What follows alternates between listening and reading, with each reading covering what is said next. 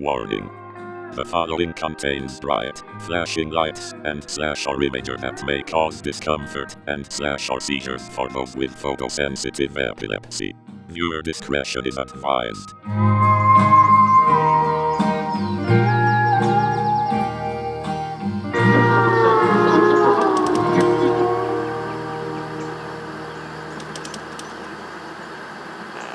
So how was the border crossing for you today?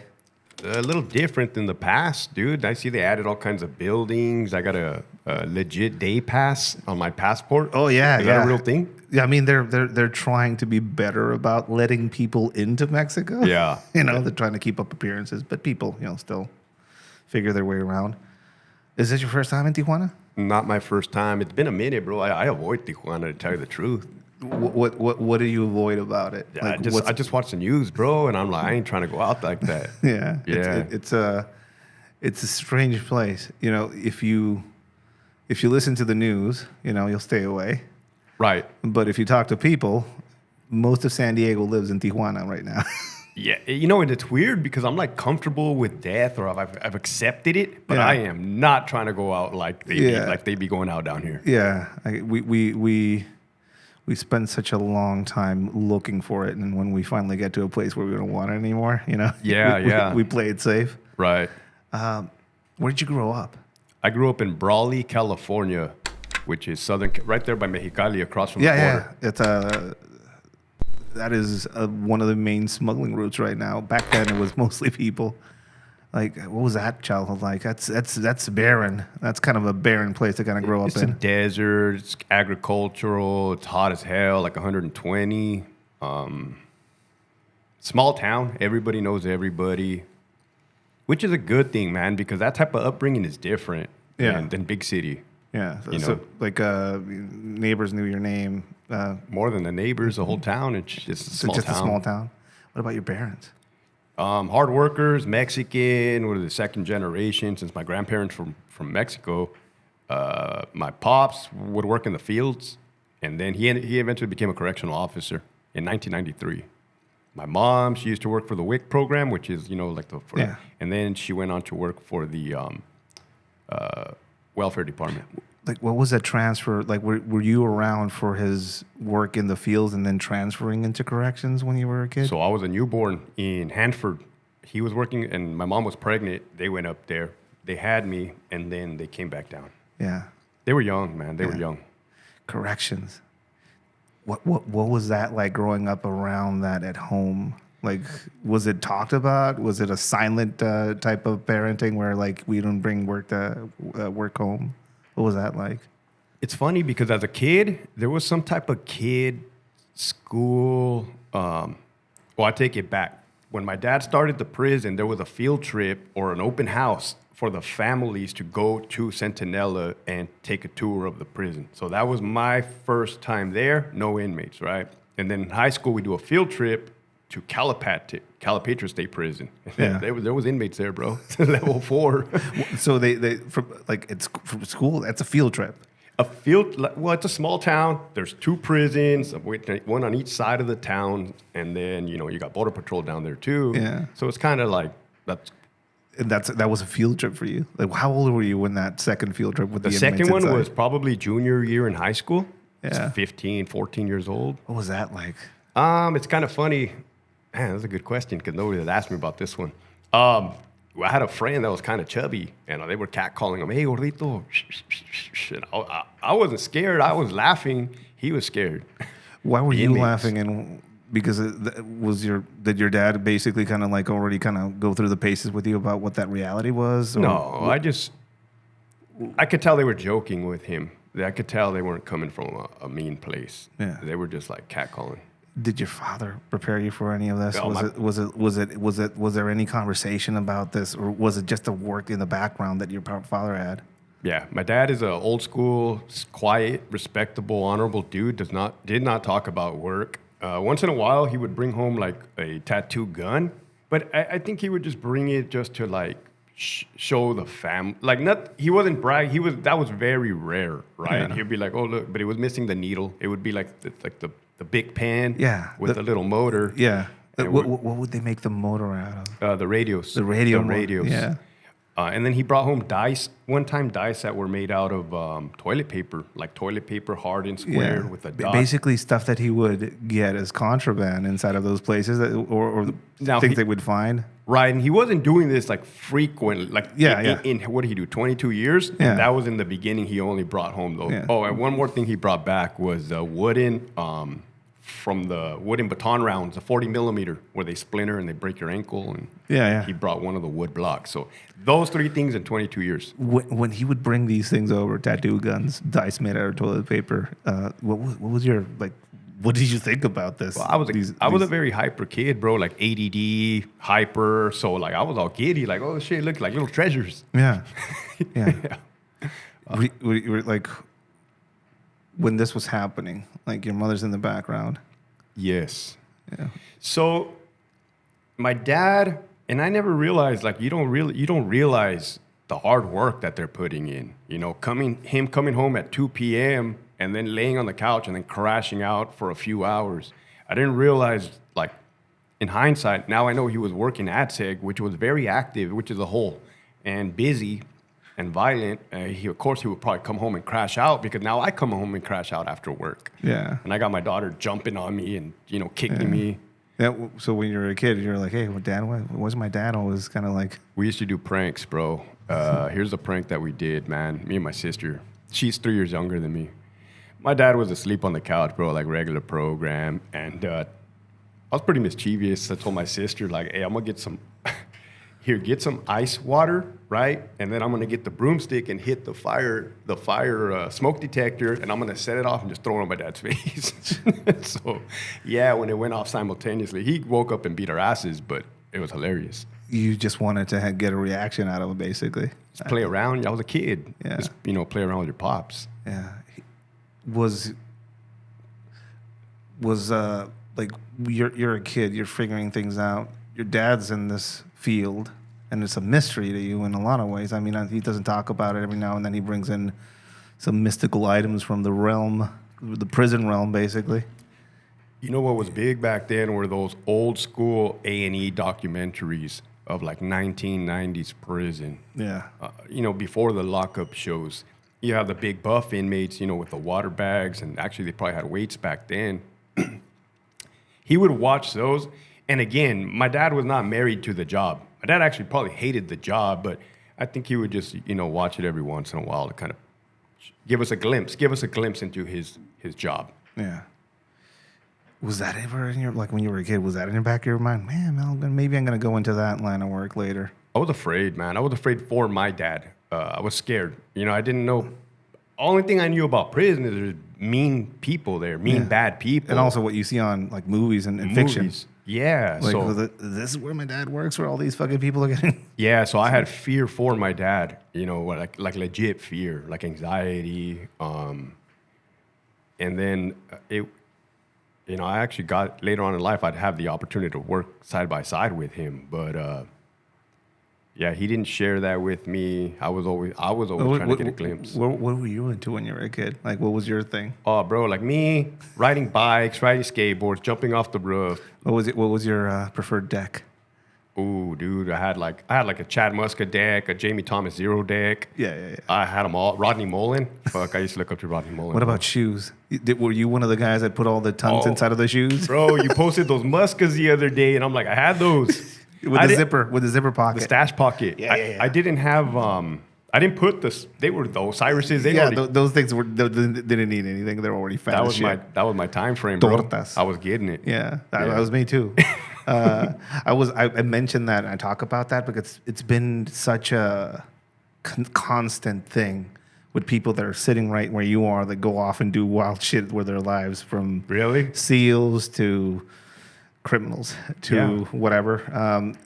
The skateboarding thing, the skateboarding culture, and growing up in that culture gave us so much when it came to, one, learning about risk management and the physical side of it. I mean, when I went through selection myself to go into the line of work that I did, I had amazing cardio. more than some of these people that have been training. Yeah. And it's because I rode around a skateboard all the time. So I had all the cardio in the world. I did my selection process wearing Etnies skateboarding shoes. No way, dude. Etnies are cool. I mean, it was, for me, I think that growing up in that skateboarding culture, basically, one, if you're, fucking hyper, you just need somewhere to focalize that. And a lot of people, I think, found that within skateboarding. The two things that I really enjoyed was the freedom of leaving at nighttime. We did a lot of skating at night because it was hot as hell during the day, 120. Yeah. But we skated during the day as well, but all night long skating with the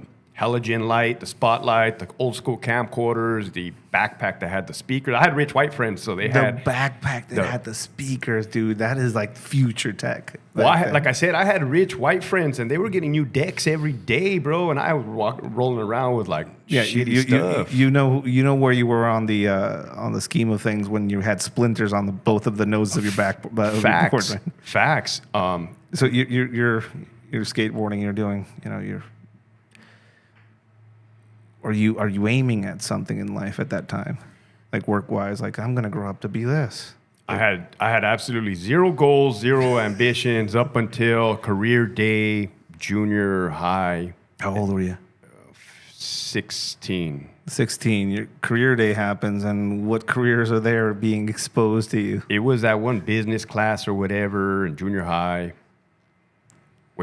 Not junior high. It was junior year. So whatever business class, and then the Marine comes in. This Marine in a uniform, the dress uniform. He starts talking about college, traveling, medals, everybody's, And what went to my mind was, as a young kid, being at my grandma's house, I would watch those commercials, those Marine commercials, where they're slaying the dragon and the chest. Yeah, the dude's transforming from a knight into like that. I remember watching that. I wasn't even fucking an American. I wanted to join the Marines watching that shit. Yeah, dude. So the light switch went off. Like, in order for me to leave this town, I have to join the military, the Marines. The goal was the Marines, right? And then there's that kind of didn't pan out. Yeah. Did you like this? What year was this? This is like. Ooh, dude. It was 2000? Yeah, 2000. 2000. So we're approaching the wars. We're approaching the shit hitting the fan. Yeah. You didn't know anything about that. You just, let's figure this out. I did not know anything about that, but once I saw that it was heading that way, that's what I had wanted. Like, I asked a lot of people that have been that were young in that moment, and again, I was experiencing everything from far away. When those towers were hit and when all that shit was going on, what was motivating you to say, well, I'm even more committed to this now? Like, what was going through your mind that said, well, now I have to fight these people? I was already enlisted. Yeah. I was already enlisted through the delayed entry program, which is you can sign your contract, and when you graduate high school, you ship out. So I was asleep. I had a little box TV in my room, my bedroom. My dad wakes me up. Hector, wake up. This is before school. Wake up, they're attacking us. I wake up all groggy. He flips on the TV, and a second plane hits, probably. Yeah, second plane. First words out of my mouth, dude, as like a 16-year-old, like, fuck yeah, I'm going to war. Yeah. And my dad, he said, shut the fuck up. You don't know what you're talking about. He was older, he's an old man, not old man, but this dude. He experienced. Yeah. And it kind of, like if a dog or you smack a dog, kind of. Yeah. So, and then. Again, the vengeance? Is that? Or. Vengeance or anger, an excitement for a fight, for a fray? Like, what is going through your. Yeah, I wasn't. Don't misconstrue it. I wasn't happy that the towers went down, but I saw the opportunity, opportunity to prove yourself. Yeah. Is that it? Like the call to adventure in a lot of ways. The call for Yeah. So I don't know. Like for me, I asked that because a lot of people went into that with different. Some of them went into it with vengeance in their minds. Some of them went in there with patriotism. When Afghanistan kicked off right after that in 2001, and the special operations soldiers started getting killed because it was coming out on the news, that was giving me like a burning feeling in my heart. Like, I need to be there. I need to be there. I want to be there. I got to be fighting there. Yeah. So when I say that, like, was anybody putting that into your head? Was it? Was it? Yeah. Who was putting that? The movie We Were Soldiers and Black Hawk Down, bro. And I even think that Saving Private Ryan came out around that time frame. Yeah. I can't remember, but there was like 3 movies that kicked off. The mentality of fighting for the person next to you. The mentality of war being horrible and terrible, but like necessary. Well, damn, you're asking some good questions, bro. Because nobody planted that in my head. Nobody gave me that drive. Nobody showed me the way. You know, nobody was in my family that joined the military. Reflecting back on my grandma's side, she had, like, I think World War II or Vietnam veterans in the family, but I didn't know anything about them, never talked to them. I think it's internal, dude. Yeah. I think it's internal. I mean, I have this theory. I don't know if it's true or not, but I think a lot of us that grew up in similar backgrounds and already had risk in our lives and maybe a little bit of aimlessness. I think, if anything, like you said, the risk, right? Here I am skateboarding, throwing myself off a roof. What is the end game? But here now I have, if I'm going to risk myself for a purpose, it's a higher purpose, a calling. That's what it was. Purpose. Now, this is kind of like going further, like forward in time a little bit, but I think it's pretty interesting to kind of talk about. What were your feelings when the U.S. was leaving Afghanistan recently? Seeing how that fell. Well, we withdrew from Iraq first before we withdrew from Afghanistan. So I had already felt that. And I felt for the Afghanistan veterans because I didn't serve in Afghanistan, but I know the feeling of having to fight for something and then watch it just get it thrown away. Yeah. And that's a fucked up feeling. The futility of the, like, all of the struggle, the loss and everything like that, how it turned into a plane with I think it had a 0911 on it as a tail number, which has always been something mind-blowing to me, that was the last plane to leave. A C-130 with a 911 on it, basically written on it, and people falling from it, which is creepy. And I don't know, kind of, I don't know. I believe a lot in alignment and coincidence and stuff like that, but that's for sure. But so you're seeing this, you're excited, purpose. This is my chance to prove myself. I think that too, because I was a bitch, bro. I was a bitch, like, scaredy cat. Like, one time some guy came to my house, tried to beat me up after I was talking shit to him, and then I ran inside the house. My dad opened the door, and my dad told me, get out there, go fight him in the dirt lot. And I looked at my dad like, how dare you open the door and set me up?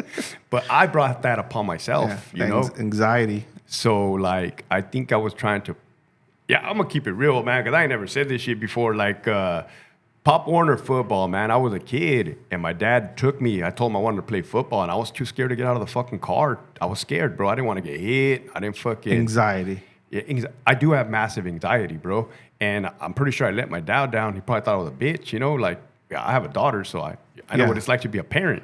Yeah. And it was probably a lot of those little moments of feeling like letting my dad down or not performing to a man, as a man. Yeah. So you have that morning with your dad when he hits you on the snout with a newspaper, basically, when you start spitting mad shit. Right.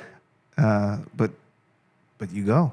You figure your way out the door after that. But it wasn't all rainbows and sunshines, man. Like, my dad was adamantly against me going into the Army, even though my parents signed the permission slip. I was 17 years old. They signed the waiver. I mean, in their minds, Vietnam, I imagine, is in their heads, and some of that imagery, I imagine, but because of their age. They were trying to talk me out of it, man, saying, hey, we'll pay for all your college. Just get your shit together. I'm like, I'm not going to college, Dad. I don't freaking like high school. I don't like school. Why would I go to college? That's exactly what I would tell them. They were trying to buy you out, basically. I see it. I get it from a parent standpoint. Yeah. But there was no freaking stopping me, dude. Yeah. What was that last moment with him before you left? Everybody was choked up. Like, I wasn't, because I was trying to portray the strong dude figure. But initially, I have to go to basic training at Fort Benning. That was a moment. And then I had to go to Germany, leaving San Diego that was another moment. Like, you could tell I was killing my parents, like, in their eyes. What was the last thing they told you before you left? Like, I love you and be careful, like the typical... Bendición. Nothing. Yeah. Yeah, you could. My dad doesn't show emotions, but you could tell they were choked up. Yeah. You say, you go for your basic, and then Yeah. you're off to Germany. Had you traveled before any of that shit? Fucking Hawaii when we were like 15, family vacation. That's about it. Then San Felipe. No, that's exotic. Right. And now you find yourself somewhere in fucking Germany, figuring shit out. Dude. In December 8th, 2002, no less, bro. It's freezing, dude. Like negative 20 degrees. Yeah, Wearing a t-shirt. You go from Death Valley weather to that. It was basically. cold, dude. And my mom kept telling me, take a sweater, Hector. And a kid, nah, Mom, you don't know what you're talking about. Nah, I'm cool. Oh, dude, it was bad. What was that? You go through basic. Yeah. What was that like? I mean, the change from high school to now being basically trained to become somebody that's employed by the U.S. government to do A killer, bro. Yeah. Yeah. Shit. What was that process like for you? So that's what I had wanted, right? That's what I was eager for. When it came to yelling at us and doing the push-ups, I got happy, right? I was like, okay. But then the drill sergeants kept doing the whole kill. You guys are killers, kill. And that, I'll be honest with you, like that made me take a step back.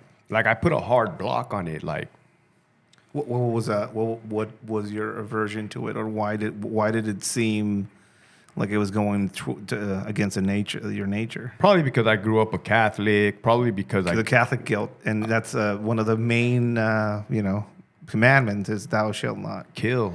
But if you translate it correctly, it's thou shalt not murder. Thou shalt not murder. And I found out the hard way. I had a chaplain tell me that after a certain incident. Yeah, but when you say you're killers, I mean, do you now looking back on it now as an adult? Because an adult probably is somebody in his 30s, quickly learning that, now that you're an adult, kind of figuring things out, looking back on it, do you see the programming? Do you see that they were actually invested in actually turning you into these? Not only do I see it, I understand the importance of it. Yeah. When you say the importance of it, did you realize that once you were out with a rifle in your hands, actually doing shit? Or did it take after you got out of there? Did you realize, these guys? No, after I got out. Because after I got out is when you could look back. Yeah. During, let me put it this way. Prior to getting into any type of engagement, I asked myself, how am I going to react, man? Am I going to cower? Am I going to run? Am I going to fight? Am I going to be brave? I don't know. Nobody knows till it kind of happens. Yeah. The four types is what I call them. Grossman says that there's two, but I think he's full of shit. It's a good book, though. It's pretty good, but he's full of shit because there's not just fight or flight. There's freeze and faint as well, and you know that if you've been in combat. Finding out who you are in that moment and having instructors or people that are preparing you for that moment that know or are aware of this. I had my moments in training where they were trying to tell us that, hey, shooting people in the face is a thing, and knowing their names afterwards is going to be probably a thing. And these enemies are going to be speaking their same language. They follow your same religious beliefs.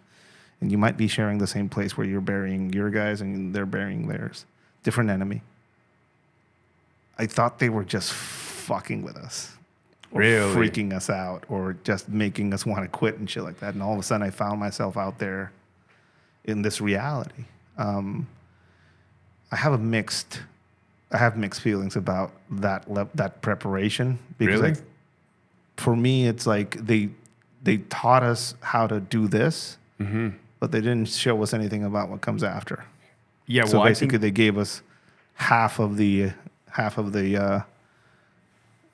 warrior code that of old, because warriors in the past would get taught to go to war, but they would also get taught to come back home. And I think I didn't get that second part. Did you think you got that second part? No, absolutely not. But we should definitely keep the first part, but now implement the second part. Yeah. You're correct. Yeah. You're correct. So you go through that basic. You go through this preparation, murder, homicide, and basically killing is dude, is drilled into you, around you. what about the groupthink aspect of it? Like the people around you. Like what's that experience like? Having all these people from different backgrounds all of a sudden being piled into this extraordinary experience. So going back to that original question, muscle memory has a lot to do with it, man. You do things a million times over and over and over again. When shit hits the fucking fan, your mind is just going to do it automatically. Autopilot. That's why you hear a lot of those people saying, oh, training just kicked in. Training kicked in. And that's kind of what I had gathered from that. The groupthink, I go back and I'm like, how the hell did we do some of those wild shit, man? But it's the groupthink. Yeah. It's fucking the power of everybody. It's a tribe. It's like legit tribalism, and going back to this primitive setting of us being ambush predators. Right. And like, oh, why does this feel so natural? I had that moment myself. I'm very huge on thinking that we're back like cavemen, bro. That type of mentality. I don't think we've advanced that much, as the mind has not advanced that much from it. Yeah, I mean, I think there's a case to be made that in the past we used to have a communal fire and we would sort everything out as a group, and now we have walls. Yeah. And fake fireplaces with fucking gas or some bullshit on there. That's true. So what's that first deployment like? It was February 2004. They had already captured Saddam Hussein. So me and my buddies are thinking the war's over, man. Yeah. We thought, fuck, man, that's a wrap. That's a wrap. Everybody's going to be just celebrating the street. Let's go. Yeah. Was it anything like that? Fuck no, bro. It was the beginning of the insurgency. OIF2. Yeah. So when you say the insurgency, for people that don't know about it, like what happened when they basically disbanded the military? Fucking everybody was running around doing their shit. All the heads of all the snakes were cut off. Yeah. What happened afterwards? Like, what was the general feeling in the environment when that happened? The general feeling is that they didn't want us there. Yeah. Like you did your shit. Leave now. Was that it? Was that kind of the feel? Also, they wanted to kill you. You got to realize they were feeding us that the Iraqi people wanted to be liberated. That's what was being fed to us. When you say it was being fed to you, like by command and people in the media and all the people, they're like, hey, these people want their freedom. The news, the media, the command. Hey, you're gonna go over there. These people, they want democracy. But they didn't want that, bro. What was the reaction to you there? Like a personal, specific reaction that you remember that you like, oh, these people don't want us here. The eyes, the eyes. Scorn. Middle fingers from the kids. The looks, the cold shoulders, the getting attacked, and them knowing we were about to get attacked and not informing us. Yeah, because okay. It was obvious that they didn't want us there. So, from your perspective, being this young kid with what were you carrying in your arms? M16, bro, A4, and probably at the time I had a 203 on the bottom, Grenadier. Ooh. You have that in your hands, and you're receiving scorn from the people that you're there supposedly to liberate. Yeah. What's your reaction to that? Watching, very observant. So suspicion and also scorn, I guess. Just observant. My eyes open, ears open, brain open. And that. Fuck, that will fuck you up when you come back too, because nobody turns it off. Yeah, it's basically a constant state of yellow and red. Yeah, that you have to have on. And also, that's a dopamine addiction in a lot of ways.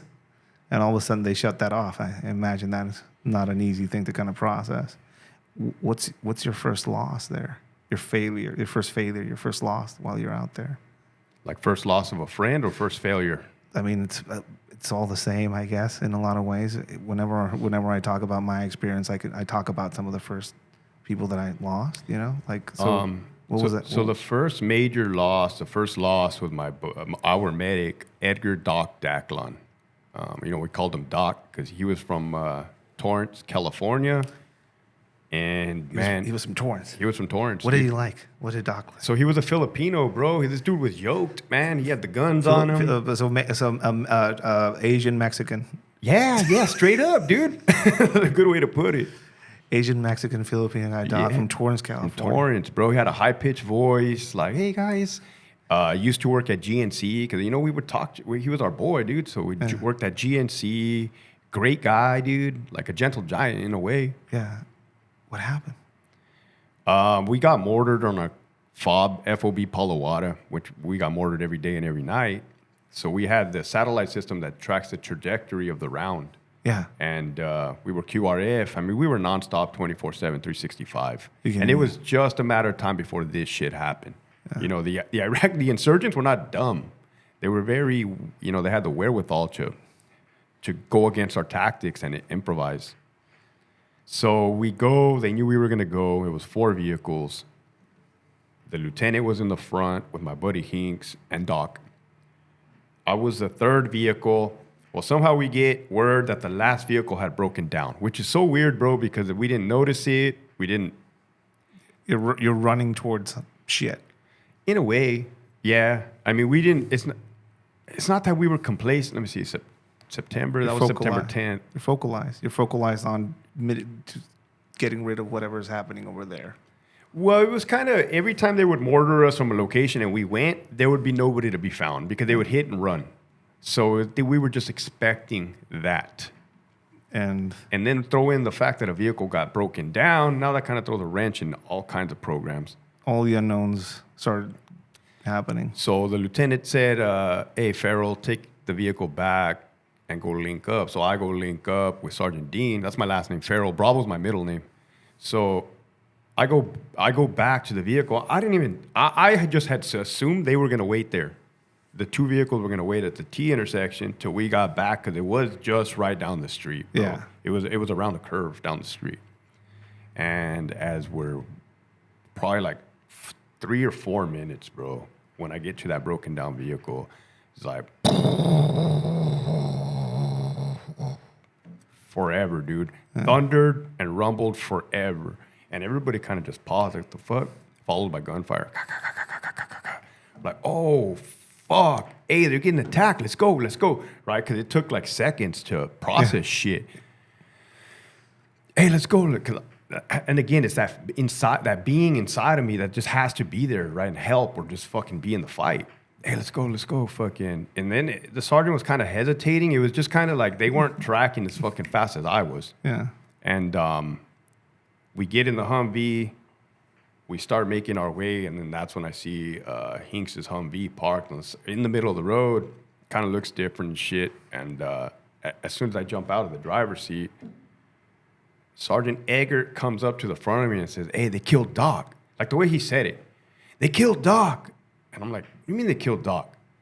He's like, look, he's right over there. And I like look past his shoulder, dude. Kind of like I'm looking past yours, and I seen a body in the road.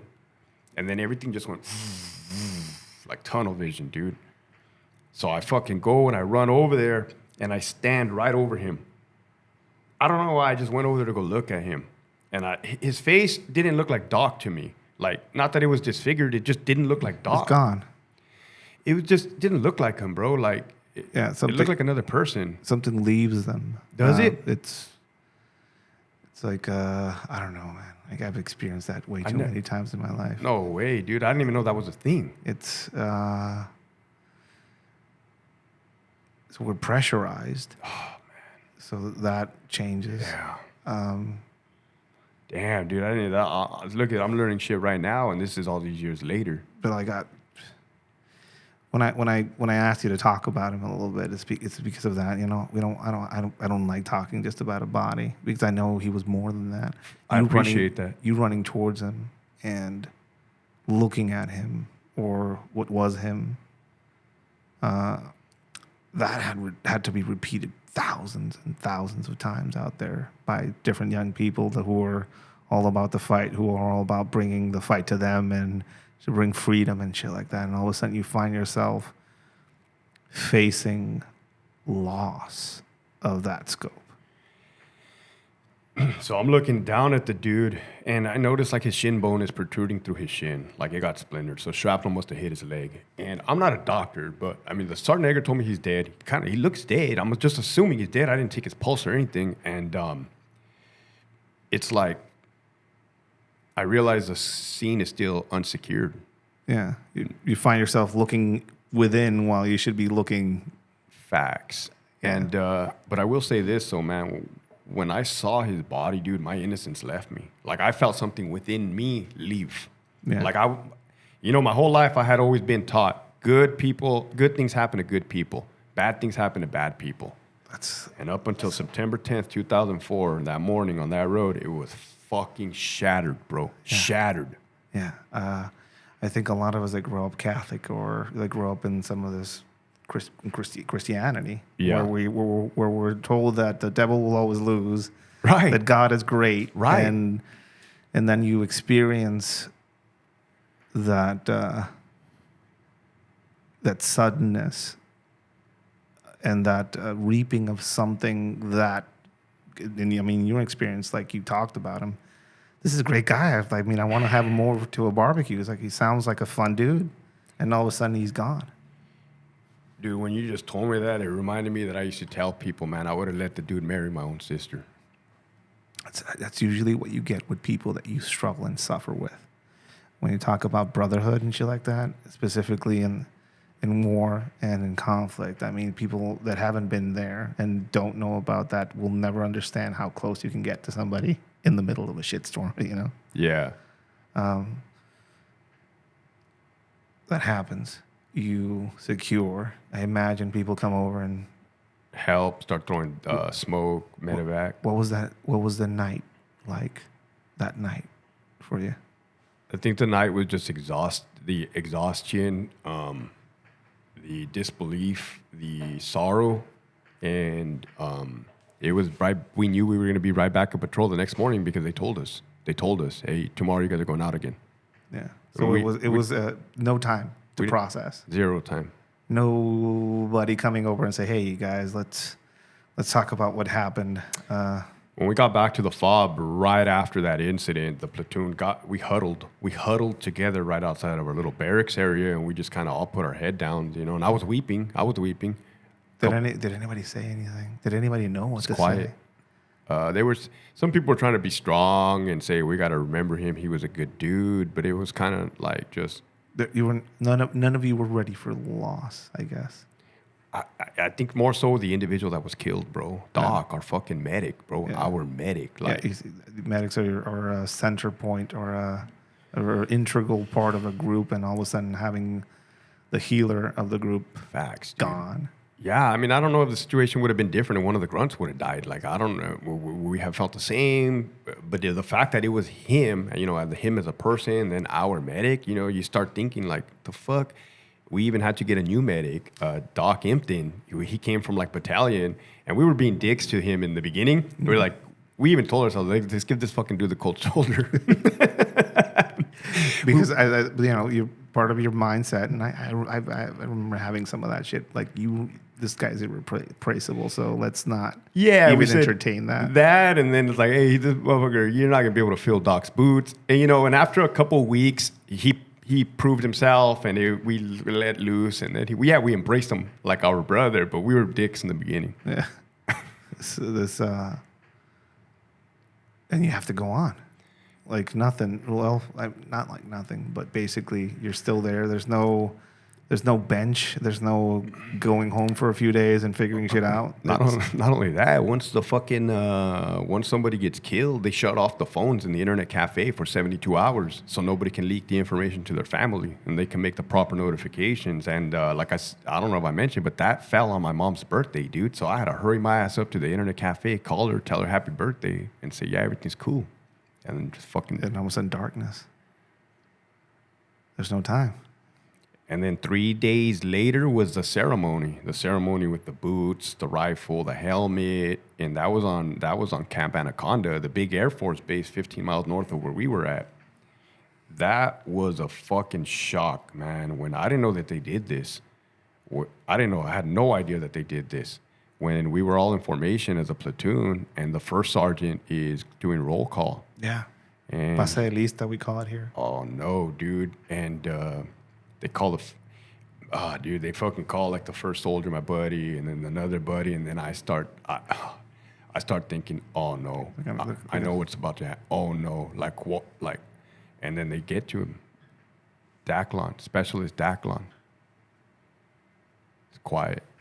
Specialist Edgar Daclon. Quiet. Specialist Edgar portrayed Daclon. Dude, that's when it hit every... And then the fucking 21 gun salute, and then the bagpipes, dude. Yeah. That crushed me. We have the same tradition here. except that here, when that happens, everybody screams out present. That's the difference that we have here. Going from that moment of, that basically now he's gone. And now we have to, there's no time. I mean, as far as you think you're going to sit there and feel sorry for yourself, you're not. You think you're going to sit there and miss them, you're really not, because you can't. You got to keep going. Of course you miss them, and of course you're sad as fuck and you're scared, but like, how can you stop that? You got to be the fucking monster to survive, bro. You got to be the mask. The beast. You have to put that mask on. It's a mask. We create this mask of being this unfeeling, robotic, murderous, whatever, like go kill, generation kill, and just this mask gets constructed. And that doesn't help when you come back. Yeah. How many deployments did you have out there? I did one 13-month deployment in Balad. Do you come off that? Like what is that last day like for you? It was a whole lot of year of bullshit, bro. A lot of brains, man. I remember seeing a lot of brains on the deployment, which is weird because when else would you ever fucking see them? Yeah. They were just everywhere. Yeah. And like, got kind of tired of it, dude. When you say tired of it, guts, blood, just like. Did you? Desensitized. Yeah. Were you not excited about going out there anymore? I was fucking over it. We were over it. Yeah. Me and my best man were over it. As a matter of fact, we were sitting on a fucking canal on one of the last missions in January of all.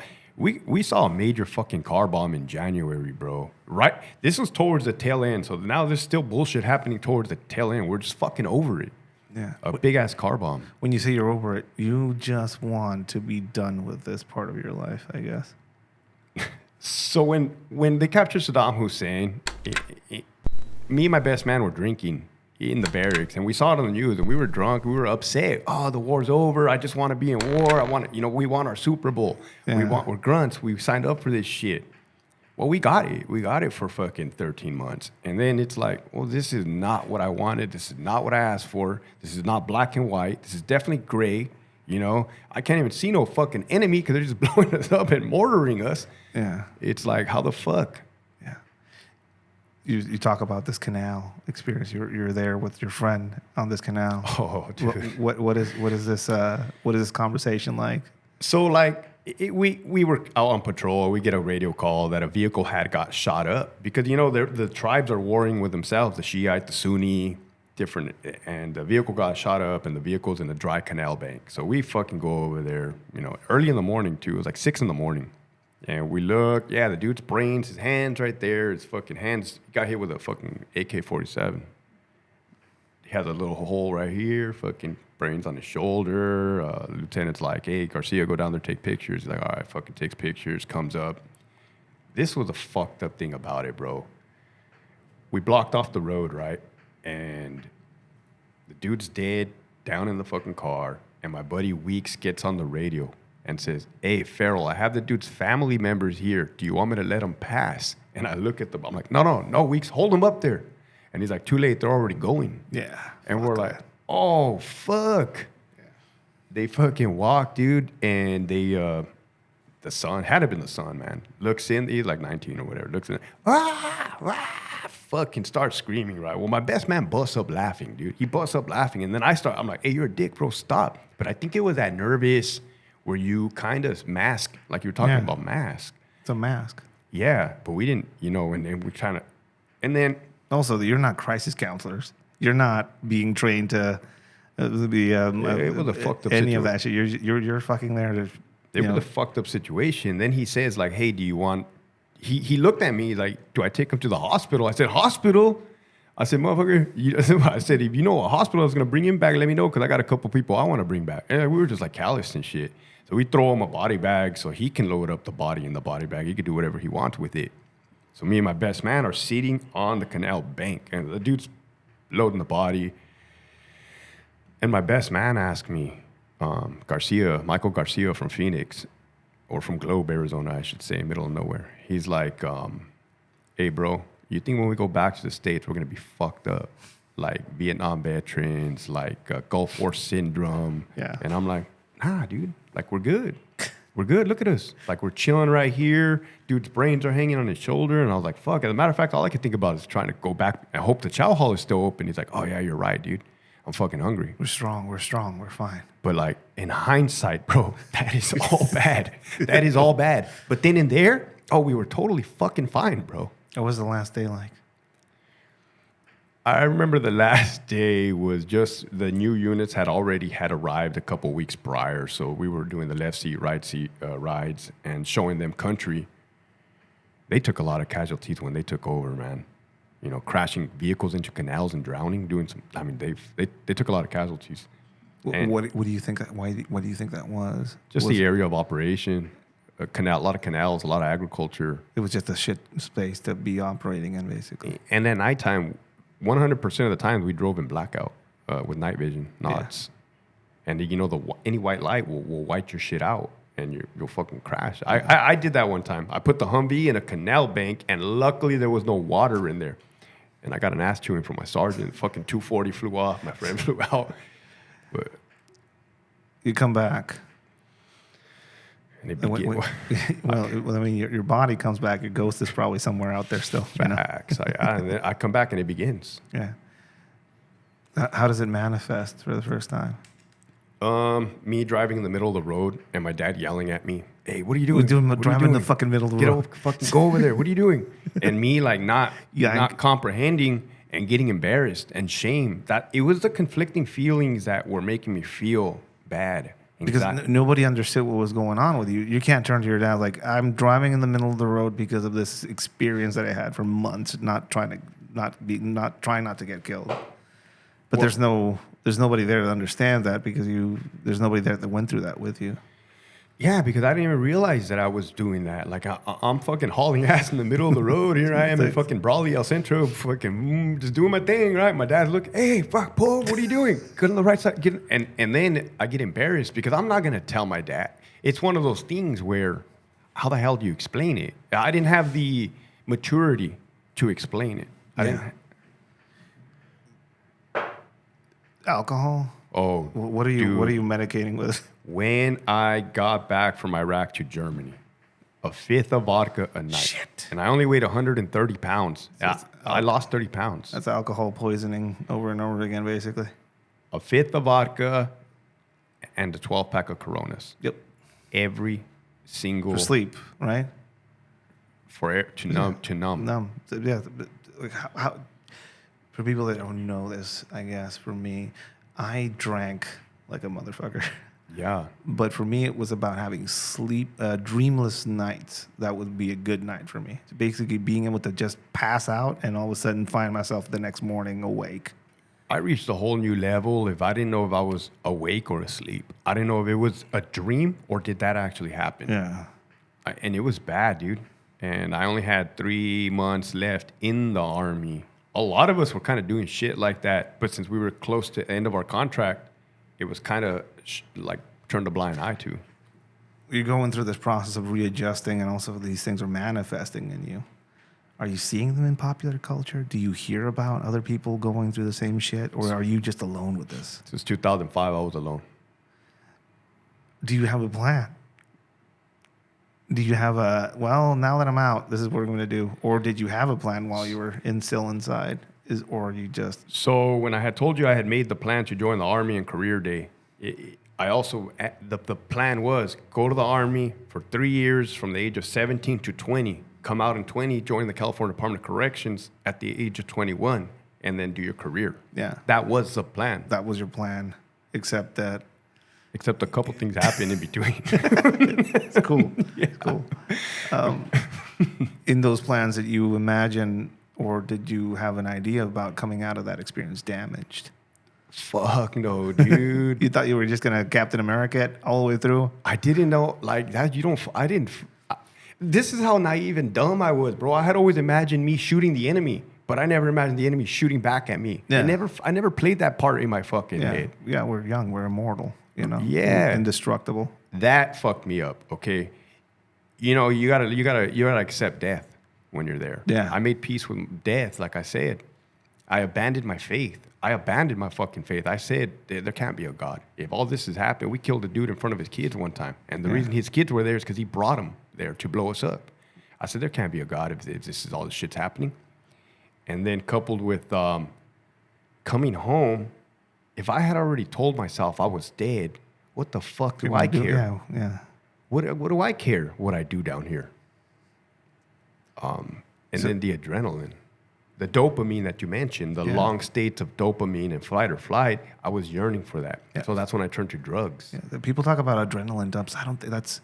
It's a initial thing that just dumps on you, and then you get ready, but you just stay ready, right? And when you come back, there's no use for that at the level where it was in you for months. Right. For me, it was 12 years. But now you find yourself in a quiet place, in a place where there's nothing going on. What do you do with it? Kill it. Do drugs, drink alcohol, drive extremely fast, and just do promiscuous activities. So you find yourself back in a reality that was different. You know, my mom told me that there is no going back home. And I didn't understand what she meant by that until I tried to. You know, coming back from that experience that I had, either the home changes on when you're away, or you change on your way back. Both. But basically, you're a fucking stranger, you know? Alcohol. Alcohol, drugs, women. So, basically, all of the ways that we could destroy ourselves. Fucking facts. I was trying to destroy myself. Yeah. So suicide is done in different ways. You know? Suicide was not a thought like, oh, I'm not gonna go jump off a fucking bridge or slice my wrist. But hey, you better believe that I was going hard in the motherfucking paint, dude. Yeah, it was it's like long form suicide. Yeah. So just wishing for it to end. Yeah. What's your parents' reaction? Oh my God, bro. Poor parents. I put them through hell. What were you doing that was making them suffer? Drinking excessively, you know, my parents, you said the home changed. It did, because my parents had moved while I was deployed from Brawley to El Centro, so they got a whole new house, but they still owned the house in Brawley. So my dad was kind enough to rent it to me because I had saved up $20,000 in my deployment. You weren't spending it on shit. And collecting unemployment from the government, from the Army. But that was pretty much a freaking like fucking party house, bro. Like I said, drugs, women, alcohol. You just basically got out, you had money, and now you had a space, and you had yourself in solitude. So not only did I have money, but like seven of my friends from Brawley, they were Marines. We all came back simultaneously with $20,000 in our bank account. And traumatized as and what, 19, 20 years old. Could you imagine like the desmadre, dude? It was turned up. Yeah. What are your dreams like during this time? Like, what's going on inside? Yeah, the plan was to be a CO, right? But there was a 2-year freeze. Like, I can't control the freeze. So they'll do a hiring freeze from time to time. And there was a 2-year freeze during that time. So I was like frozen, bro, like as far as application. And I didn't have ambition. Plan B. No, I didn't have a plan B. And my dad kept telling me, like I said, I was hurting my parents, bro. Isolating in my room, drinking during the day, going all night, drinking, doing drugs, coming back and just repeating that cycle for a whole year. When you say day drinking, how early? Dude, it was 24/7, 365 drinking. I kid you not. For a year. Yeah. What stopped it? But you said how early, it never stopped. Yeah. For me, it was like, it's too early for drinking. It's like, I fell asleep at 4, and it's 10 now, and I just woke up, and I need something to get rid of the headache, so let me just drink this fucking beer. I would purposely not eat so the alcohol could hit me harder. That's where that's a space. Yeah. What ended this for you? I ended up in jail at in late 2005, early 2006. What did you fucking do? Well, we did a beer run You know, that alcoholism. I'm an alcoholic. I don't know if I mentioned that, but like it wasn't just that I was self-medicating. I'm an alcoholic, so I was, you know, it didn't mix. It doesn't mix, man. Me and alcohol don't mix. I got 12 years of sobriety. Next month I'll have 13. Awesome. God willing. Yeah. I'm 2 months from 3 years. Awesome, dude. That's cool, bro. I love this sobriety. You get put in jail. So I get put in jail, man. What did you call? What did you call? So at the time, I wasn't living with my parents. I was living at my cousin's pad. It was like a tweaker pad, man. Fucking coming, going, meth everywhere. That's who you call? No, while I was living there, I got arrested. You know, I was so stubborn. I'm like, I'm not gonna call my parents. I'm not gonna call my parents. Fuck that. What do they care? What did you do? What happened? So, yeah, like I said, it was a beer run. So then eventually I break it down. I call my dad. Hey, Dad, I'm in jail. Somehow he had already known. I guess since they hadn't heard from me from days, you know, they do the routine, call the hospitals, call the jails.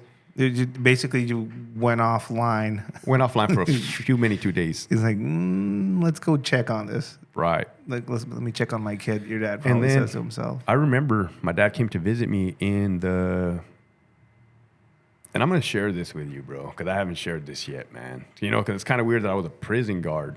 So I was in GP, right? Because I wasn't nothing law enforcement whatsoever. I'm a regular civilian dude. There's like fucking gang members in there. And since it's down south, a bunch of sureños and shit and paisas. And we were in a dorm. And somehow these dudes knew that I had a visit coming up, which is so freaking crazy. But I guess they know everything. They got a list. And 2 sureños approached me. They said, here, put this in your shoe. And I'm like, putting that shit in my shoe? And then they stepped to me like, you're going to put it in your shoe. And I realized like, oh, fuck. So I got it and I put it in my shoe. They're like, hand it to the dude next to you. Because it was different tanks. So it was like payphones. Oh, bro. So it was like little jack flap shoes, like little fucking slip-ons. And like my dad comes and you could see the heartbreak in my dad's eyes. Seeing his son in a jail attire when he was a prison guard forever. Yeah. You know. And here I am trying to fucking fumble with my... What do you call those? Kites? I'm assuming it was a kite. I'll tell you what. I was upset. I didn't open it up. I didn't want to know what was in there. And I'm fumbling with it. And the dude next to me, he's from the other tank. So I give it to him. And I'm thinking I'm going to get caught up, bro. Like, I don't need any of this shit, man. I'm not here for this. Right? I'm trying to get the fuck out of here. And then he hands me something. And that just pissed me off in my mind, bro. Like, oh, this is fucking bullshit. So I put that in my shoe. Thank God we didn't get caught. I don't know what was in there. So we go back. Those 2 dudes pressed me. And I'm like, here, man. Like, I gave it to him, pissed off. And I called my dad and said, don't you ever come visit me again. Yeah. Because I didn't want to be put in that predicament. The shame. The danger. The shame, the danger. You're like, what the fuck am I doing to the people around me now? And then, you know, I'm not a rat. I don't know what would I do? Like, if I got caught with him, like, what the hell is this? Fuck if I know. Yeah. You know, it's like, I don't know what the fuck this is. I'm not even supposed to be here. But, then on the payphone, I call my dad and he goes, hey, Hector, you just got your letter from CDCR saying to go take your written examination in Rancho Cucamonga. He's like, what you have going on right now, I don't even think you could get in. I'm like, all right, hang up. The next day I get out of jail. The next day I drive to Rancho Cucamonga, go take the written exam, bro. And I pass. Holy fuck. So when I passed, I stopped all drug usage. Like, boom. Right, cold turkey, because alcohol is a drug of my choice. Yeah. And 2 months later, it's a background investigation. And he's like, whoa, wait, man. Says here a couple months ago you were in jail. And I'm like, hey, sir, I could explain everything. He's like, yeah, please do. See, I didn't omit it. I put it on the application. Yeah, you're being honest. It's going to come out anyways. And I said, like, hey, sir, I got out of the Army. You know, I wasn't lying. I was like, I was going through some things, like fucking readjustment, hanging out with people I shouldn't have been hanging around with. Truth. I said, but look, this is a learning experience. Like, I know now. I know who not. And he's like, all right, man, I believe you. I'm going to give you a chance. I'm like, hey, thank you, sir. Who's this guy? He was a sergeant. I don't even know who he was, but I thank him. Like, every chance I ever got, I thank those people because it paid me to who I am today. Gave you the chance. This random guy looking at your paperwork, and you took the risk of being truthful in it. But the downfall with that was I was still drinking. Yeah. So when the academy was coming up, I didn't know that I was an alcoholic by definition. Yeah. And I kind of knew that when I drink alcohol, bad things happen. I get in trouble. Yep. I kind of had put 2 and 2 together. So I had told myself, I'm going to stop, take a break. I'm going to stop. No program, no nothing. Nah, by You yourself, by you- yourself. That's which is the worst, most dangerous way of doing it because it'll kill you. Well, that and like no program as far Nothing. as like no You Alcoholics just said, Anonymous, "Fuck just it." fucking cold turkey, Cold just turkey. on my own. How right? was that? How was that process for you? Did you feel it? Well, fuck. Now that we're talking about it, one of the last examination to get into California Department of Corrections is a medical examination. They do your colorblind test, which I am fucking colorblind. Hearing test, which I am deaf. You know, I'm all fucked up. And the doctor called me. He goes, "Hey man, your liver enzymes are fucking inflamed. Like your liver enzymes are too high. Like, do you drink a lot?" I'm like, "Nah, sir." Yeah. Nah, probably like 2 beers every fucking. No, man, your body was right. Probably like 2 beers. Hey, dude, now think about it. He saw those liver enzymes after a year of hitting it fucking vodka every fucking night. Like, It'll grow back, but still, Well, still. he said, "Do you drink?" I'm like, "Nah, man, not at all." He's like, I'm probably all yellow and shit. He's like, "Check this out, man. Chill out for a bit. Come back and and we'll take your test again." Yeah. They'll lower, and I'm like, "All right, fucking go buy a 40, bro." Like that's how bad it was. Like Yeah. I bought the 40, drank it, and I'm like, "Damn, I really gotta slow my Stop, roll. yeah. I gotta stop. I really gotta chill the fuck out here because I'm not gonna get into corrections if the." Like, If my liver starts coming out. I don't even think I was concerned about my own health. It was more so I wanted to accomplish the goal of becoming a CO. And yeah, I stopped or slowed down per se. And well, I slowed down enough to pass the test. My liver enzyme went back to normal. And I stayed sober at the academy up until the first examination at the academy. I failed the test. So when I failed the test, it kind of made me feel a certain way because if you fail twice, they'll kick your ass out. We went to the strip club, you know, the cadets, and I drank a beer. And when I drank a beer, just being an alcoholic, it opens up the door. It opens You're Pandora's box, bro. You're back. I'm back. And Well, what the fuck you get into? Like, drinking and driving while at the academy, fucking stupidity, coming in drunk back into the academy. My friends having to cover it up. Like, it's a miracle I didn't get caught up in the dumb shit at the academy. But then I graduate, I meet my wife. you come out of the academy, you make it on. Yeah. What's that experience like? This is now you're going from a place that is open and threats are everywhere. Mm-hmm. Now you're going to a place that is contained, and the threats are within. Well, threats are everywhere too. Threats. But they're all in a container of a sort.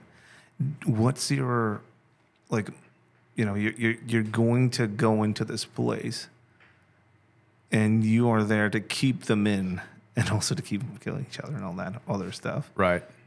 What's that first conversation with the old guys like? Like, what's the rundown that they give you at the beginning of this job?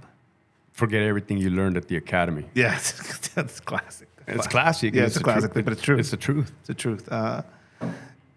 Do you get told anything about not trusting any of these people that are inside? Oh, you know that. You learn that. You learn that at the academy. You know, that they're not your friends. Empathy, not sympathy. You know, they're always trying to game one up on you. They're always trying to manipulate you. You kind of, you know, the hustle. You find yourself in there now. Like, what's your first job there? My first job was in a dorm, Charlie Gym, it was a level 3 RGP, general population, and then if they flipped it to level 4. So the outside buildings were level 4 and the gym stayed level 3. So I'm in a dorm full of sureños and paisas. And the only reason they had those Mexicans in there is because they kept rioting with the whites, got them out of there. They rioted with the blacks, got them out of there, and eventually it was just them. But, you know, there's a tension there. It was 100, and then me, my partner on the floor, and then the gunner. Yeah. And you know, talking about being outnumbered.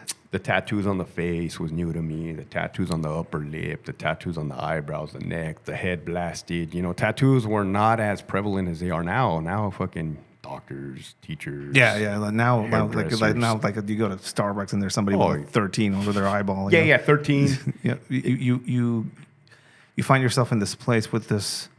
Do you view them as enemies? Do you view them as an opponent? What do you view the people that are you're charged with to basically keep So I don't have the mentality of, I just came back from Iraq. I'm a hard ass.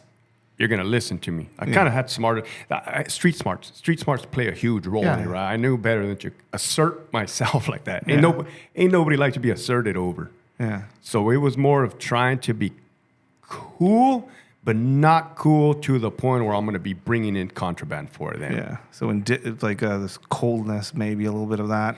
But separation. I was naive. Maybe I overplayed my hand. Like I said, never did any fucking favors for nobody. Never called them by their first name. Never crossed any lines. But I had to find my style, and my style would eventually be my style. I guess I was trying to copy other people's style, and this is some advice for those that like, hey man, if you don't act like your fucking self, it's gonna show.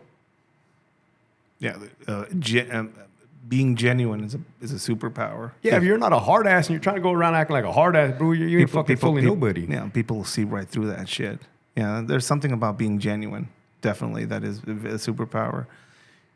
What's your first experience there? When I say experience, I mean, what is your first experience of this being a job that might not be as easy as you would think? So in the beginning, bro, it was cool. It was cool in 2006, 2007. It was cool, man. You're wearing a comfortable jumpsuit. It was like a big ass onesie. Yeah. You have your lunch. You can smash food all day long. Your partners are there. It's structured. There's a clock. You're clocked in, clock out. There's a time frame. Yeah, your supervisors were not busting your balls. They were definitely not micromanaging. I'll tell you that much. They were. As a matter of fact, if you called your supervisor, you were going to get an earful. You were going to get a massive earful. What do you want? From everybody. Yeah. They would be like, hey, what? You want me to go down there and run it for you? And then just click on you. So, hey, that's kind of right up my alley. But like, as far as like, did I get tested by the inmates? Yeah, I got tested. What was your what was the testing like? There was a few tests, man. There was a few tests. You know, any test will look like this. They're going to ask you for shit. They're going to ask you for small things and see, you know, are you going to open up that fucking avenue, you know? But when I say test, they test your gangster. See if you're cool. See it like are you down? Yeah. Are you willing to hold down your own? Which, bro, I'll fucking die to prove a point. that's my stubbornness and stupidity. Yeah. But like at that time, there was an inmate on the phone on the level 4 yard. He was like a Mexican mafia associate. I didn't realize that till after the fact. And it wasn't his phone time. And this is something that I wasn't even tripping on. But that day I was like, I think I was new to the building. So they always say, come in hard and back it off. As opposed to you come in it's going to be hard for you to turn it up on them. So I said like, hey dude, get off the phone. And again, like in that type of tone, like, hey dude, like it's not your phone time. Kind of looks at me, blows me off. Well, if you blow me off, that's what you're elevating shit now. Yeah. Right? You're doing that. And I'm like, hey, dude, like I think I tell him again, and then I tell the control booth officer, give him like a minute, right? So he can, and I say it loud enough so he can say bye to whoever he's talking about. Dude was just on the fucking phone. All right, cut it off. Cuts it off, and that dude turns around. I was like, bitch, you fucking bitch. Was that? What's your reaction to that? My reaction was like what I just did right now. Like, the fuck? Oxygen coming into your body, your nostrils flaring up, your chest puffing out. You want to fucking go inside of there and drag them out of this. So the inmates were out to yard, right? They were out to yard. The only people inside were just like, because there was no day room. Level 4s did not have day room at the time. Like I said, it was good program, bro. It was like very chill, right? And when you say day room is okay. So they have the recreational yard outside of the building. Yeah. Right? They do their pull-ups. They do handball, burpees. In the inside of the building, they got those 4 tables, kind of like, you know, steel tables. They got TVs in there, and then that's where those phones are on the day room, the showers. Well, at the time, they didn't have night day room, which means that the inmates couldn't come out and hang out inside because, you know, all the stabbings and slashings. Now they do. Now they do. So there was nobody inside the building other than that dude, my porter, who was a Sureño. You just blew on the phone, didn't want to hang up. Fuck you after. And then he called me a bitch. Your reaction is the same. I was like, but as he's saying it though, he's walking away. Yeah. So he's not like saying, you bitch, you fucking bitch, and coming at me like to attack me, right? He's like, he's walking away to lock it up in his cell. I think the dude was on the upper tier, like 204, 205, 206.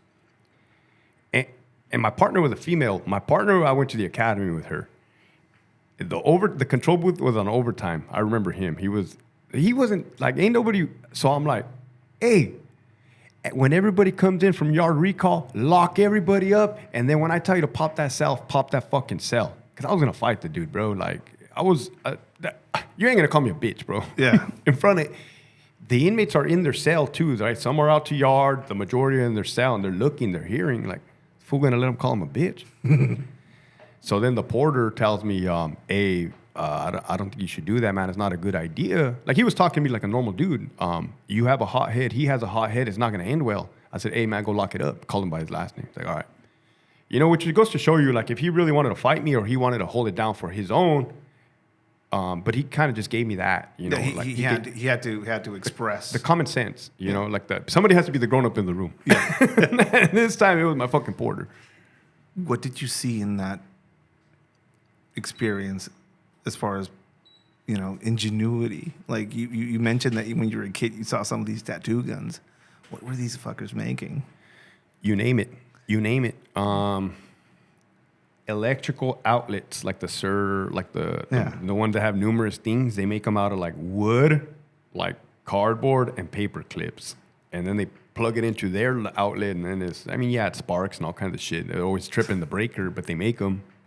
Stingers, which if they don't have anything to boil water, they will get like a plug that you plug into the outlet. They'll strip the wires with paper clips, and then they'll dump that into the water. Yeah. And man, it heats it up into boiling. Man, I have one of those at home. Because I'm poor, you know. Well, I'm not poor. I'm ghetto as shit. Did you make it? No, you can buy those here at the store, so I know where they got the idea. These fucking water heater things. It's basically a coil that you put into the coil. Yeah, but these are homemade. Yeah, that's fucking wild. You talk about stabbings, and so you know the Mexican mafia, sureños, norteños. Most of the places where you're working on, that's the bulk of the population. Down south. So I had and for people that don't know, like, can you explain a little about the difference between sureños and norteños, and what does that mean as far as, you know, because they're all Mexicans, they're all brown. Right. I hear what you're saying. Can you explain a little bit of that? So California, from the border of Oregon all the way down to Mexico, right? You could cut the middle, Central California, like Salinas or whatever. So let's just say from Salinas on down, you could call it Sureño territory, Southern Hispanic, Sur. 13, the X3 is 13th letter in the alphabet is for the M, stands for Mexican Mafia. They show their alliance to the Mexican Mafia, right? They control. Now, you do have Sureños up north, right? So we're not going to get too technical. From Salinas on up, or straight norteños, they were red. Nuestra Familia, that's the umbrella that they're under. Now, the Nuestra Familia, I believe, was founded because they didn't want to be suppressed by the Mexican Mafia. So they went off, they did their own thing, up there, you know, up north. Red, blue, north versus south, that shit has always fucking been on and cracking, dude, since like, there was like a shoe war back in the 50s. It was like a old legends folk's tale that a dude was killed over a pair of shoes or boots, and it's been cracking ever since, which is crazy to say because...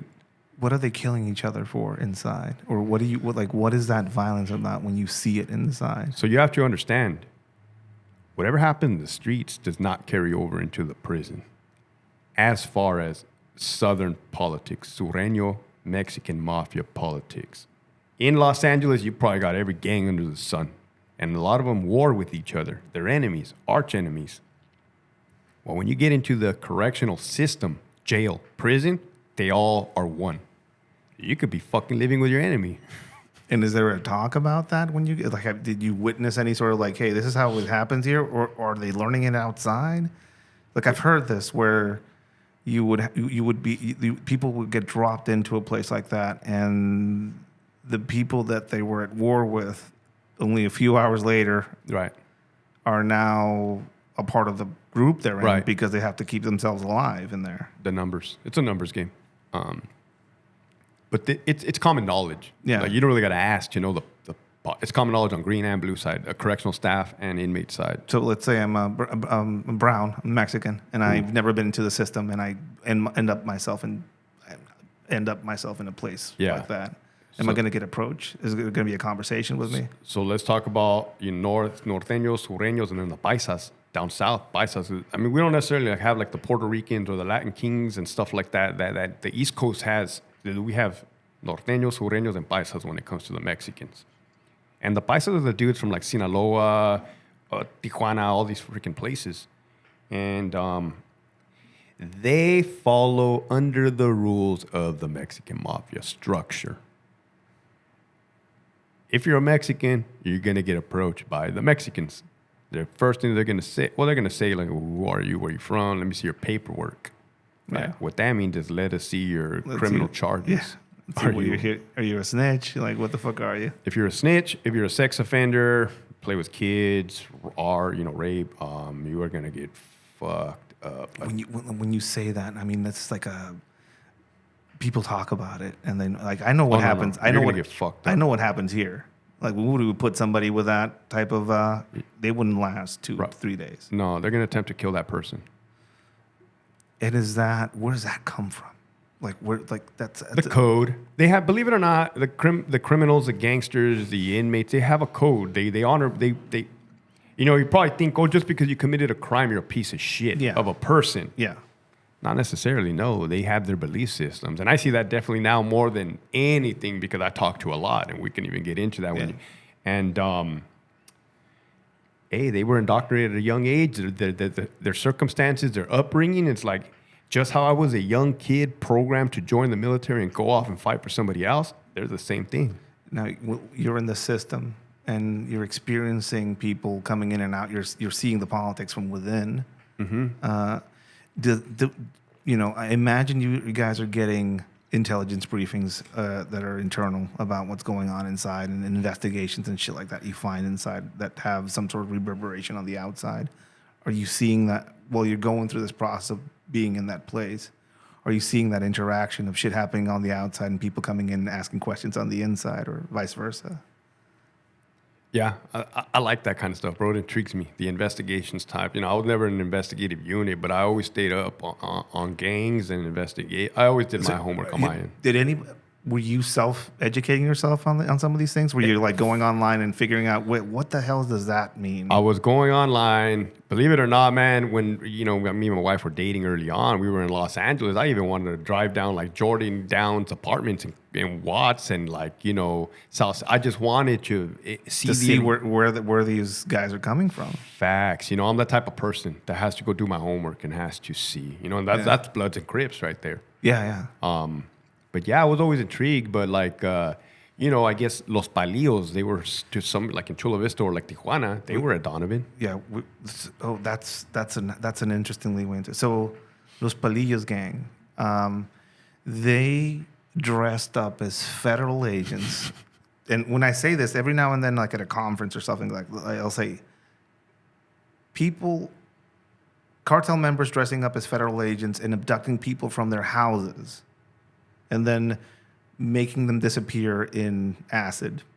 Where did this happen? And everybody's like, we're in Mexico. That's right across the border in San Diego that happened more than a few times. Yeah. I was involved in finding some of their houses on this side, with the unit that I used to work with. And it's scary shit.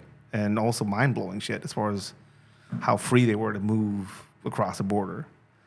A lot of the people that we caught in my time here in Mexico, including Conejo, yeah, I'm going to talk about it in a bit.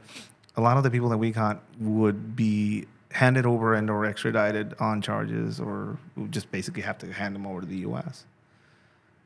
And they would end up on your end, California. So that's a weird link that both of us have as far as experience. Like, I probably grabbed people that ended up where you were. Right. Were people like that? You talk about Los Palillos that ended up on your end. What was the nature of their presence there? Did they have influence? Were they received? Did they have an allegiance as soon as they got there? Were they untouchable? Like what type of What type of reaction does somebody of a cartel level have when they get there? So this is the truth, bro. In California, those organizations that I just mentioned, Nuestra Familia, Mexican Mafia, Black Guerrilla Family, even though the Black Guerrilla Family has been laying low, they're still around. Yeah. The Aryan Brotherhood, they control. They control. Ain't no other anybody else controlling, you know what I mean? So you can be a cartel member from down here. You get in there, you're really like a nobody. It's an island.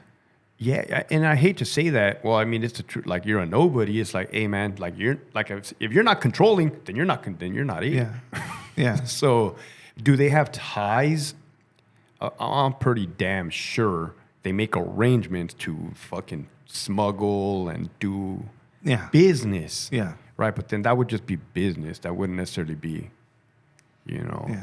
planting the flag on the fucking... On your end, you're working in this environment. Does any of that environment find you outside of that place? Like going to the store and finding a dude that was inside and now he's outside and he's like watching you from across the registers saying hi. Does any of that start kind of like popping up into your experience? The only time like those things happen where my friends from back home, Brawley, would commit crimes, go to prison. I would see them in prison, then they would come out, and then I would see them outside. That's what was that experience like? I mean, one of them committed murder, man. He's still in there right now. Shit. It's because they were younger than me, so they were my sister's age. So I look at them as like kids. Yeah. 3 years younger than me, you're gonna be a kid. Yeah. Fuck, that's probably older people. I think that are kids act like kids, but I would tell them like, hey man, like outside, don't go, stay out. Stay out, man. Go fucking get a job, dude. Stay out. Oh, I know, Hector. I know. Like, come on, like, get your shit together, bro, for real. I know. And then I would see him back in the prison. And I meant it too. Like, hey, come on, bro. That's not the place, dude. What was the feeling when you would see him inside, seeing a familiar face behind lock and key that you were in charge of? My thought, depending on who it was, it would be like, fuck, man, because I partied with these dudes. I partied fucking hard with them. You know what I mean? Like, like we know our sins, and now I am outside. My sins, and I'm outside of, and I have the key, and you're inside. Yeah, I would kind of only hope, like, oh, hopefully this dude's not fucking telling other people, like, hey, this fool used to get down, right? Like, but since I had completely changed my fucking life around, you're fine. It was just a whole new different person. Like, and I think he saw that, like, oh, this dude is not the same dude. What was the best lesson that somebody in there, one of the older guys, gave you for that job? Like on advice, lesson. It's all business, nothing's personal. Yeah. But I think, to tell you the truth, bro, and I'll be honest, I think that fucking changed, man. That's changed. Everything's personal. The administration has made it personal, bro. It got personal. When you say the administration, what has changed policy-wise that led you to go from this was a job that you had the responsibility, you did it, and if you called up, they would say, like, what the fuck do you want? What changed?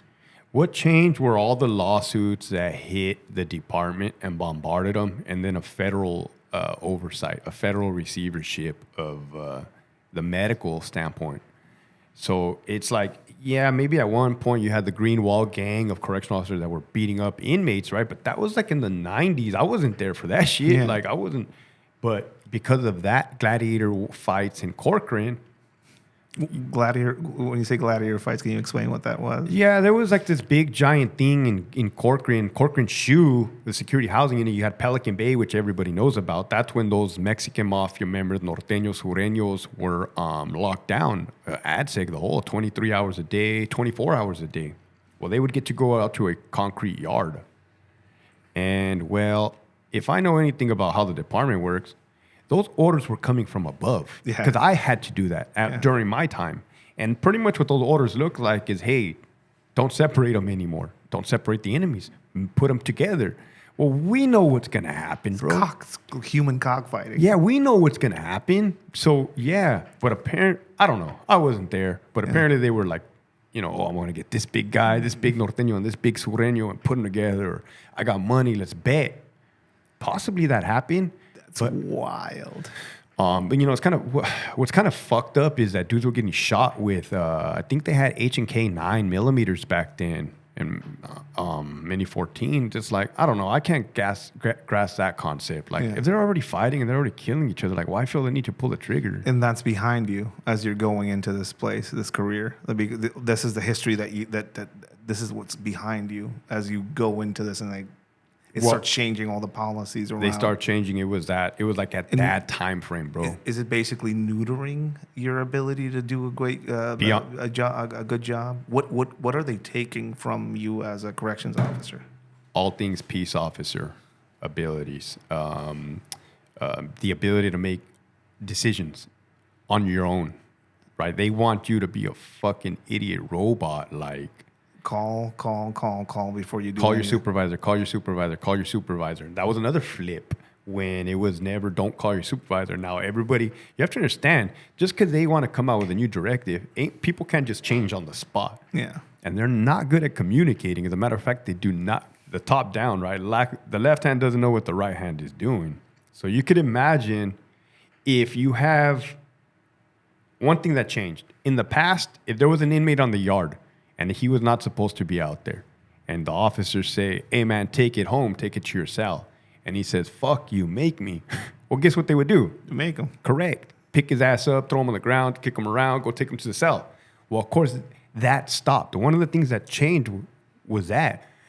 They said, you guys can't do that no more. Now what is it like? Is You it have, a to call negotiation? you have to call the sergeant. It's basically a whole negotiation, Yeah, basically. negotiation. You have to call the sergeant. And they're like, because he's not presenting an imminent threat. He's just saying he doesn't want to go back to the cell. So it was a lot of those fucking which pulls people, resources, and everything to one specific thing, and other shit happens. This is what it does. If an inmate's not happy with what he wants, he can just fucking see what's happening and be like, I'm not going, call the sergeant. So now we're to the place now where you can have an inmate sitting down and be like, oh, I want to talk to the warden. You better believe, like, we're at a place now where the warden will come down and give him whatever a chocolate chip cookie, a cake, and things that he doesn't even have coming. Negotiations, but on not a cool level. What about drugs in that environment? There's probably more dope in there is out here. Yeah, when you say dope, what? Heroin, fentanyl. Heroin was nicotine. You have tobacco, marijuana, heroin, coke, meth. I was in the system when fentanyl came online. Yeah, that's what I'm curious about. What did fentanyl do inside? Like, we know what it's doing outside. It's fucking killing a bunch of people, making a bunch of zombies. But inside. So you got to remember, as things are unfolding, they're unfolding. So we don't know what's happening. We don't know it's fentanyl. We just know that a lot of dudes are starting to overdose. I mean, overdoses were common before, but like, this is what happened. Was this like a sudden period? It's sudden. Like what year? Between 2010 and 2014. So it could have been like 2011, 2012. And these dudes were fucking dying, bro. Did this come around the same time, like after legalization in California, basically? Of the weed? Yeah, or like was it around the same time? Now that you mentioned it, yeah. So you started experiencing these people just dropping dead. So then we were telling them, hey, we were straight telling them, right? Like, hey, don't do the dope. There's a bad batch. That's what we kept calling it. There's a bad batch. But the weird thing about inmates and drugs is the more they see somebody do something, they're like, oh, I want that. Yeah, I mean, they're already in fucking the hole. No, but they're like, damn, that must be some good, strong shit. I want that. And it's like, I don't want nothing like that. It's going to kill me. I'll measure it better. Yeah, or I have a higher tolerance. What a bitch. Yeah. But yeah, it was... That's how it started. Hey, there's a bad batch going around. And for people that don't know, what does it look like? Fentanyl? What are you looking? What do they have in their hands? Is it a powder? I know what heroin looks like. Heroin looks like, well, depending on what you could find a bottle cap. You could find a tooth chapstick cap.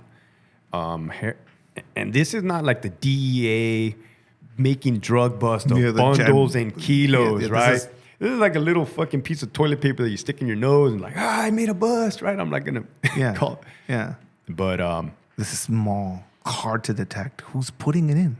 Family members? Everywhere, man. Like, What are some of the smuggling systems that you were able to see and detect in there? Family members, the visitors of the inmates, dirty correctional peace officers. So when you say dirty correctional piece of corruption within the institution, you experienced Dirty that? cops. You experienced that? More than 3 handfuls of times. Yeah. So this is getting in there. Phones? Cell phones were dominant. At one point, tobacco was selling more than heroin. Why no cell phone dampeners in the prisons like they have it here in Mexico? They got them at Centinela. They put them up. Yeah. But check this. I don't want to give away the secret, but there is a way to get around it. With anything, people figure it out, and I've dabbled in that, so we won't reveal anything that people can't find. Right. But this environment, like, do you get people who are known in there that are like, hey, I know that guy, like celebrity people, that type of, like, or people that you see on the news under a giant case, and all of a sudden you find them in there, like Los Palillos, like you see them in there now, and when people like that come in there, like, what's the reception like? Are they humbled? Are they received with joy, hate? What's that like? The majority of the inmates program, they fly under the radar, they do their thing. Now, that could be far-fetched. It all depends on what yard, what prison, right? But, like, you have your assholes, wild, out-of-control people, right? But you're going to deal with them when you deal with them. The majority just want to live. They live there. They're just trying to get through the fucking day. So the palillos, I found out about them because you hear your staff members talking about, those are the palillos. The palillos are on the yard. I'm like, who the fuck are the palillos, right? Yeah. We have computer systems now, which we didn't have in the past. So I could research. I go on Google, Chula Vista. I'm like, oh, fuck. What does that do to you, the way that you work around these people? Nothing, because I treat them all the same, like the same, professional. Yeah, it's so when you kind of thinking about this question more, so you're in this job where you're basically housing. I mean, California is known for its, it's a rowdy place, right? People that look at fiction around prison systems, specifically around here. I mean, we all of us grew up on, blood in, blood out, and all that right. shit.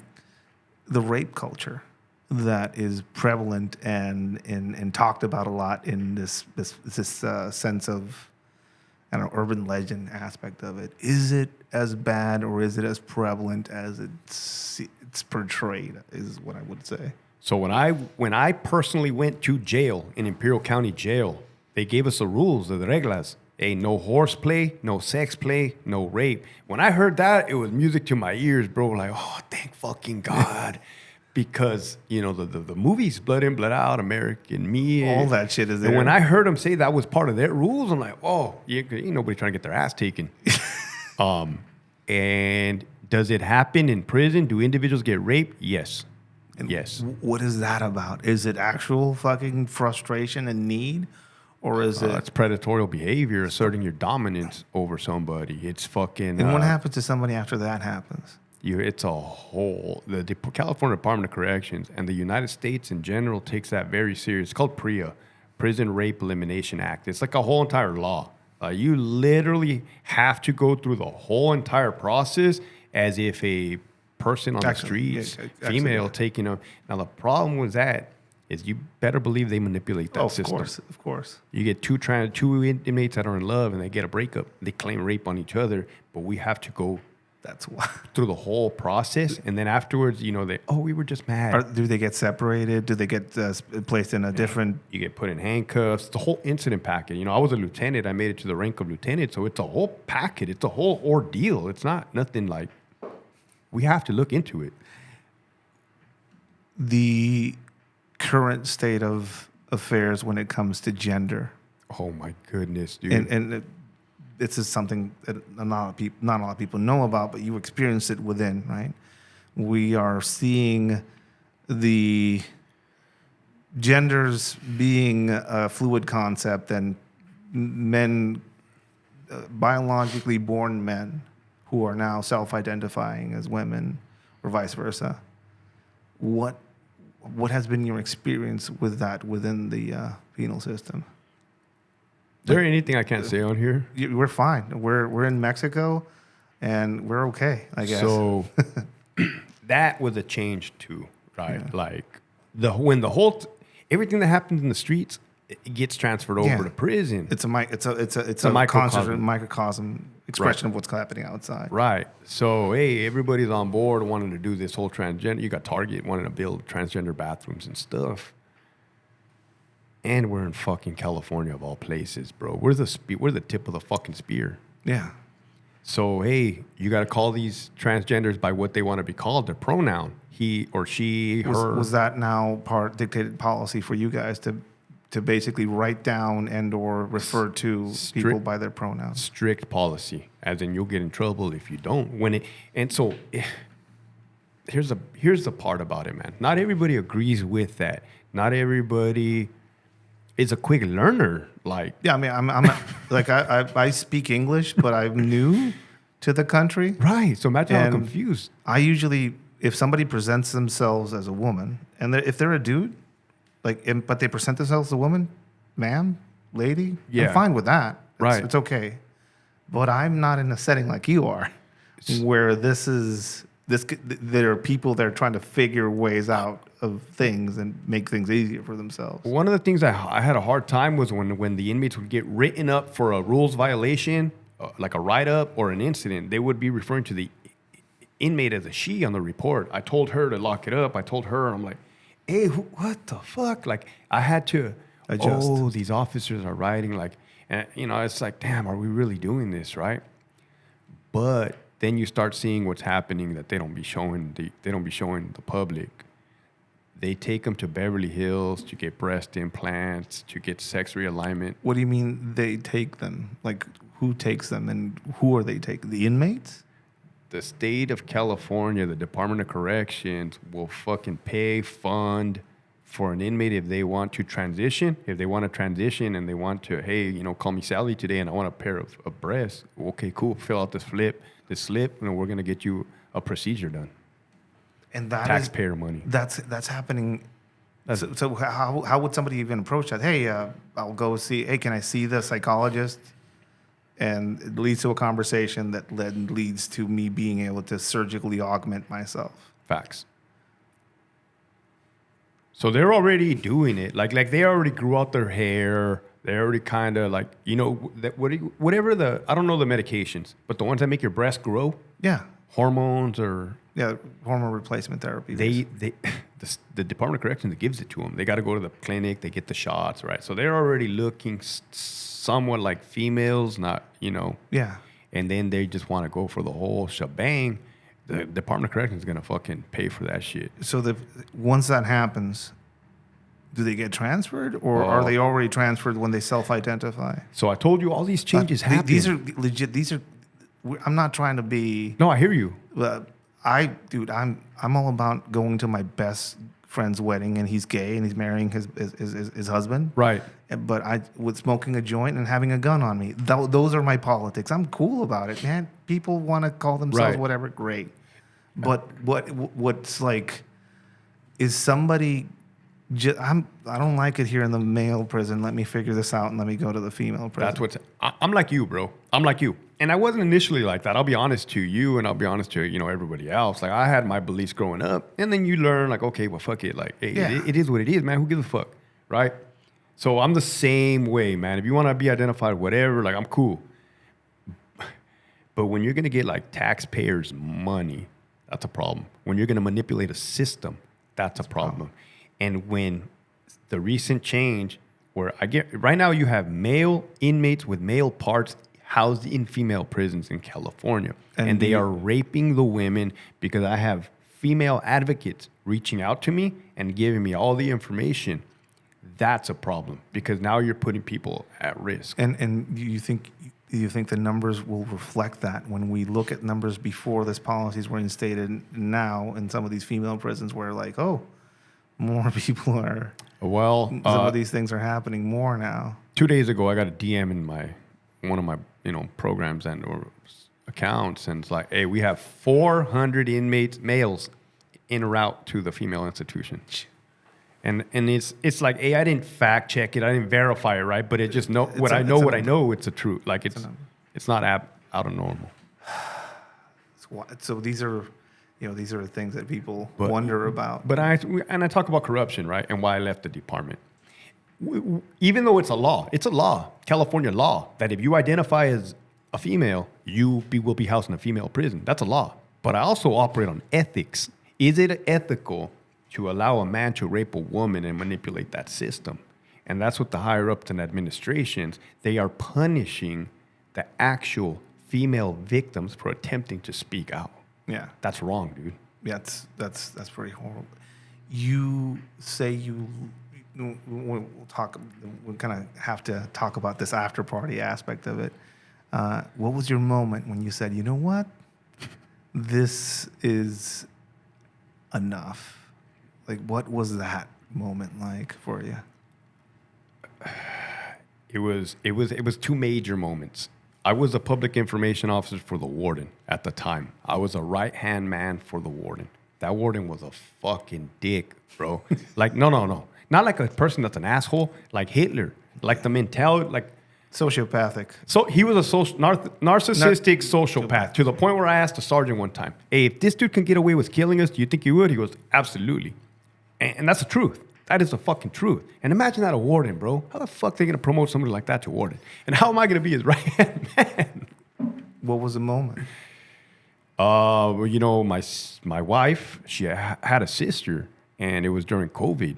And the sister got COVID, passed away unexpectedly, 41 years of age. Fuck. And dude, I'm sorry about that. Thank you. And I got the phone call. Well, she got the phone call at midnight and screaming and the yells, and I knew instantly. The sister was in the ICU, so I knew instantly. And I'm like, fuck, because my wife looked up to her and loved her like a mother. It's a giant loss of somebody that's been there with you through your transformation, through your experience, very important person in your life, calling you with this loss. On top of that, man, when we had our daughter, my sister-in-law took over, bro. Hey, you guys take a nap. I'm going to cook for you guys. I'm going to watch the dog. And anybody who has newborns knows that you need that shit. You fucking need to sleep. Yeah, sleep is the luxury. Right. And she leaves. She passed away. I get on the phone and I text the warden, hey, sir, I just received news of my sister-in-law passing away. I will not be working to work tomorrow, and I may return on Monday. He said, bring me proof, bring me verification. And I'm like, the fuck this dude. Like, boom, through the cell phone. I'm like, fuck this guy. Like, it just goes to show you how heartless, right? Yeah. And not to say that that's not like policy or whatever, but that just goes to show you the type of, I'm his fucking right-hand man. You can talk to your right-hand man like that. Disgusting. Like, there was that. And even another bad thing was this dude surrounded himself with ass kissers and people, yes men. Which I don't know if the dude thought I was, right? That's why he brought me close to him. But I'm dead. That's not my motherfucking style. Especially when people are going to get hurt, like in this story. There was a captain. The captain was an imbecile, bro. And when I call these people that, I'm talking about like they were really, he had no business working in a prison, let alone being a captain. He was just very book smart, so he was able to pass the test and get there. Well, he befriended a Mexican mafia member on his yard. And that Mexican mafia member was a newly made member. That dude wasn't all there. It's like you got all these fucking dudes in charge that shouldn't be in charge, right? And they created an extremely, extremely dangerous environment on that yard by empowering the inmates where the officers had no say, the sergeants had no say, the lieutenant is just the captain giving them all this stuff to be his best friend. Well, one day that inmate gets drunk and attacks two officers. You know, they said that the officers disrespected him, but either way, they felt so empowered to pull out knives and fucking start blasting the dude, knocked out all his teeth. They stole the officer's baton, smashed his foot, broke his fucking face, and they attempted to kill these two fucking cops. And it was a big incident, bro. And because of that, an associate warden, he was a respectable associate warden. He'd done like 20 years. He was close to retiring. He sent out a mass email saying, the blood is on your hands, warden. We all saw this coming because we did. We all saw this coming. You're responsible for this. Well, since I was a right-hand man, headquarters from the California Department of Corrections, Sacramento, they sent me an email. Hey, Lieutenant so-and-so, I want you to type up a rebuttal to this email. And I'm like, the fuck? Wait, why would I do that? Because I was naive. Yeah. I'm like, why would I type up a rebuttal? Because you have to. I'm like, why would I type up a rebuttal? In their mind, you have to. It's true. Yeah. It's true. And then 5 minutes later, never mind, we don't worry about it. We already got it. And I read it. Oh, bro. It said Sacramento has full support of the administration and Donovan. They are trained professionals. We will back them. AW so-and-so's. Narrative. AW so-and-so's allegations are unsubstantiated and untrue. And then it hit me. This fucking corruption goes all the way to the top. I don't want to be here. I don't want nothing to do with this. And I told the warden, send me back. Send me back to the line. And he's like, all right, fine. I was kind of the SWAT team commander too, the crisis response team commander of the team. He's like, I'll let you go back. But I'll let you keep commander and you can go back. I'm like, this fucking guy's clueless, bro. I don't give a fuck about anything right now. Send me back. So then I the wheels started spinning. Yeah. I'm going to resign. I'm going to quit. I'm going to resign. You're going to quit. You're going to resign. And where are you going? Anywhere but there. Yeah. It's surprising how no option sometimes is better than the option of losing your fucking soul in a place like that. Losing your soul, selling your soul. So I had when the inmates twice, they asked me to bring in contraband from them. And I would tell them straight up like this. Look, man, I would rather be homeless, without shoes, living at a park, eating out of a trash can, than to ever bring shit to you. Yeah. And then they would just, oh, fuck. Yeah. That's how I felt after I saw what I saw. I will not take a state check. Like, I'm not gonna be a part of this fucking show. That's my belief system, though. What's your conversation with your wife like? Because I had a similar experience. So, what's your conversation? My poor wife, bro. I put her through some roller coasters, right? Bless this woman. So prior to me resigning, my father-in-law, her dad was over, her parents were over, and I conversed with them. I said, hey, sir, I'm thinking of leaving the job. And he's like, all right, cool. Like, good luck. I wish the best for you. And then it's like, boom, I just got this dude's blessings. This is his granddaughter. This is his daughter. He just gave me his blessings to leave the career. Yeah. I had brought it up to my dad. I had fished. I had threw the line out there. Oh, and he reacted like I knew he was going to react. Oh, what are you doing? You're fucking, don't you dare. It's a short thing. Like, what are you doing with this career? Right. Where's your mind at with it? Like, what do you? My mind you don't want you to lose your soul, and it's unsustainable. And I get that pressure, constant anxiety around being in that environment. Looking at the totality of the circumstances, I had 12 more years left till I can collect retirement at the age of 50.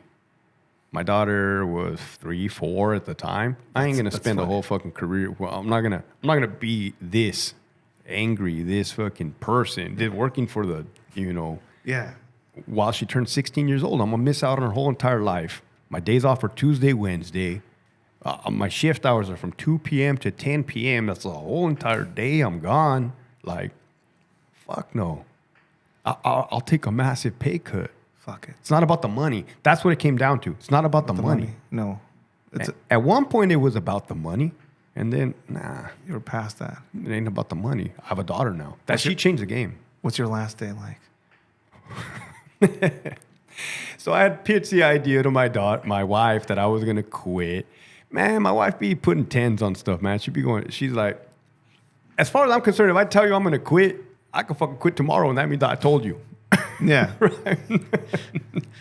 She was under the impression that it was gonna be like a year, 2 years. Don't forget, like it was how long? Look at the next day. Fuck it. It's pretty close, bro. It was December 1st, 2022. I walk into work. So I had come out on a podcast, man, and I had aired out a lot of dirty laundry about the department, right? Because I wanted to get out and tell the truth. Yeah. And there's part of the whole reason why I do this kind of stuff, to let the people know, the masses, hey, this is what's going on in the California Department of Corrections. Well, once my podcast aired, everything spreads like wildfire. Yeah, sharing. So boom, sharing. So there I am. Now I'm on the map. And I knew that once I became on the map, my countdown, because trust me, you cannot put nothing past this department. They'll fucking probably plant stuff on you. They'll figure a way to push you out.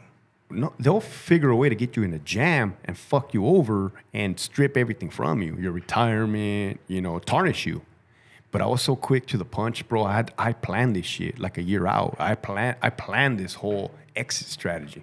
And it was to remain cool, calm, and collective and peaceful and walk out the front door.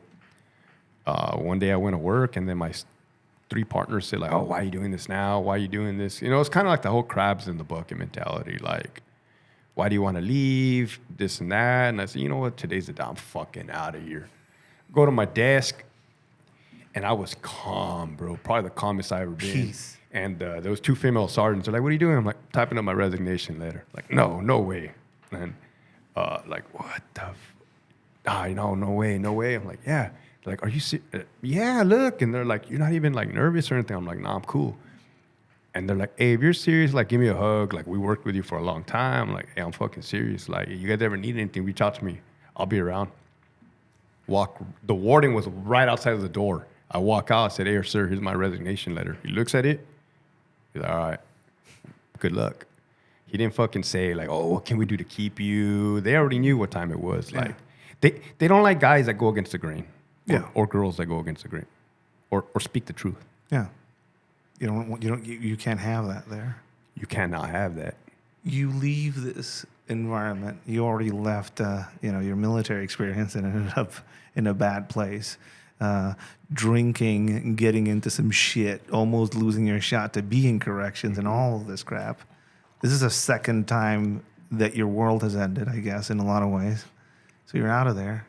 What are you doing? Like, what is that like? What is that experience like of having all that shit behind you now, and like, what's next? I almost thought like being a CO was my destiny. Right? I almost thought like this is me. I'm supposed to do 30 years, retire. But that was not my destiny. That was just another chapter in the book. You know, I have almost 13 years of sobriety. You know, I did struggle with PTSD. I still do. I went through recovery. I went through treatment. My destiny, my passion is to help others, specifically those that are still struggling, right? So I'm on YouTube, which gives me the platform to be able to reach out to the masses. And what's your message on YouTube? Like, what do you talk about on YouTube? For people that are gonna listen to this and go and check you out. But like, yeah, what's your crusade? So my crusade is I talk about prison stuff, right? But I always spin in a positive message.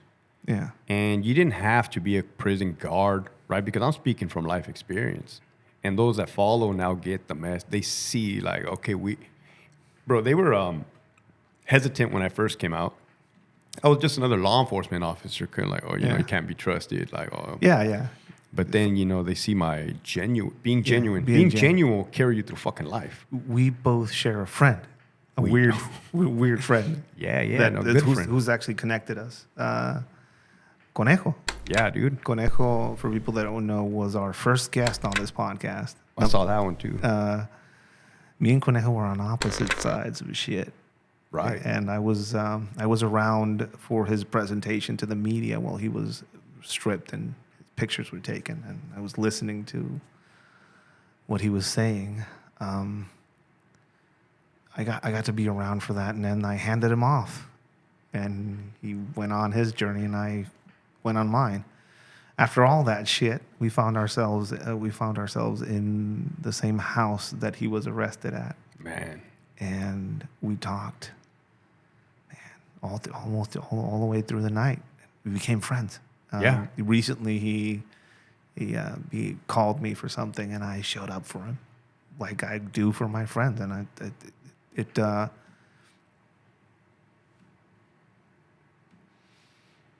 we were on opposite sides and we did shit. And now we're over here when we realized that all the shit that we were invested in, we were true believers of whatever we were a part of, and all that shit doesn't fucking matter now. Facts. Right? What's your connection to him? Like, where did he show up?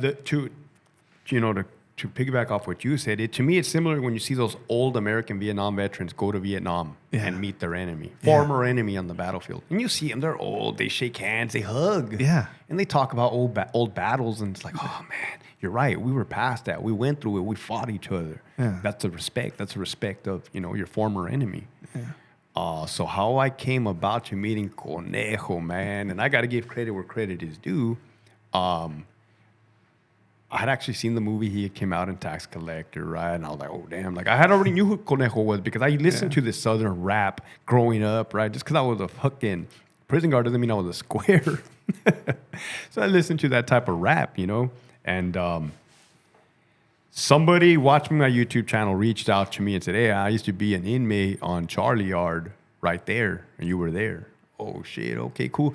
Like, you know, talking, because I'm not a fucking guard no more. I can talk to whoever the hell I want, right? Yeah. Talking back and forth, boom, boom, boom. He goes, yeah, my boy Conejo, he likes your videos. I'm like, hold up, Conejo? Yeah. I was like, Conejo? Yeah, because I already knew who he was. Yeah, you want me to give him your number? I'll have him call you. I'm like, yeah, bro. What a wild fucking thing to kind of think about. You know, how you're after... That couldn't have happened when you were active. No, it can't because there's rules, regulations, and policies. But now you're there. You're out of this. This is an after party. Everybody's like, fuck it. Yeah, sure. I'll take a call from this guy. It's fine. Yeah, I mean, and look at the opportunities it brings. I mean, look, we're fucking sitting across the table talking. This is like, I love this freedom. Yeah. So he calls me, bro. And I'm like starstruck. Oh, you hear the voice. He has a very distinctive voice. Oh, yeah. Like, you know it's him on the line. Oh, hey, what's up? You start chopping it up, you know, and I want to know. I was so intrigued on how he was on the run for 16 years. That fucking lived it. And I think it's such a trip because I was in the department for 16 years, right? And then I know other individuals that were incarcerated for 16 years, you know, and shout out to them. And it's like now there's something to be said about the numbers. You were talking about the alignments, right? I'm intrigued on how people can be on the run. What is their mindset? I want to know what their mindset was in certain stages. And, you know, because there's probably fear, anxiety, you know, anger. And but it produces motivation. Something. But it produces something. I mean, if you see who he is now, and if I see who you are now. Facts. You are, and he is a product of exactly the experiences that he had. Where he had to and be you too. Facts. All of us, sometimes we curse our experiences. And I think a big part of processing PTSD and some of the aspects of trauma are not being able to understand that it had to be us. Right. That it had to be you that ran over to Doc. Yeah. That it had to be you that was there on that canal. Yeah. And then that was arrested later on when he got back. That had to happen. The tragedy around ending up in a place that went from bad to worse and the corruption around that pushed you out. All that had to happen. It had to happen. And when I see Conejo and seeing what he's doing with his I don't know what chance he's on. He's on like the ninth life of his cat lives, I guess. Yeah. And I see you doing what you're doing. Conejo's helping out a bunch of people. He's trying to do things for other people. He's very selfless. Like with me, like when I said, "Hey, do you want to be on my podcast? You want to be on a podcast with a dude that was part of the organization that arrested you and treated you pretty badly?" And he said yes. That's what I like about Conejo, man. Yeah. He's very genuine. He's very authentic. He's very selfless. I think all of us that go through shit like that, we can't help but turning into that because we know what's there. We've already been through it. But that plays into the success, though, right? Like the more you help out people, the more you grow. Like you said, man, I'll do anything for the dude. Like, right, we're fucking. He needs to whatever the fuck, and then we'll make it happen. But he's put me in contact with people. He's invited me to his concert. That shit was cool in San Diego. I got backstage passes. I was on the fucking stage. I'm like, oh, this shit's cool. Yeah, and look at who's in the audience. And look at where I am. Yeah. I have these moments of surrealness when you're like, holy shit, where am I and with who, right? But it's the street smart set. We know it's fuck, man. We can move through that. Yeah. Where can people find out more about the work you're currently doing? You go to YouTube, That Prison Guard. You type in That Prison Guard. I'm right there, front and center. I'm on Instagram at Hector__Bravo. And then torment-tactical.com. And it's, I do offer firearms instructions, right? But California and San Diego ain't firearm friendly, man. I get it. But if you want to learn, you know, I do have some experience with guns, weapons, instructing, and my mindset training and nutrition coaching program where you want to get fit, start calculating your macros, get into the right mindset of, becoming a warrior and tackling your day-to-day demons, man, because we all got them. And what better guide to the underworld than somebody that's been through it? Facts. Hector, thank you so much for joining us for this conversation. Thanks, brother. It's been great. And I'm excited to see what comes next. Thank you, bro.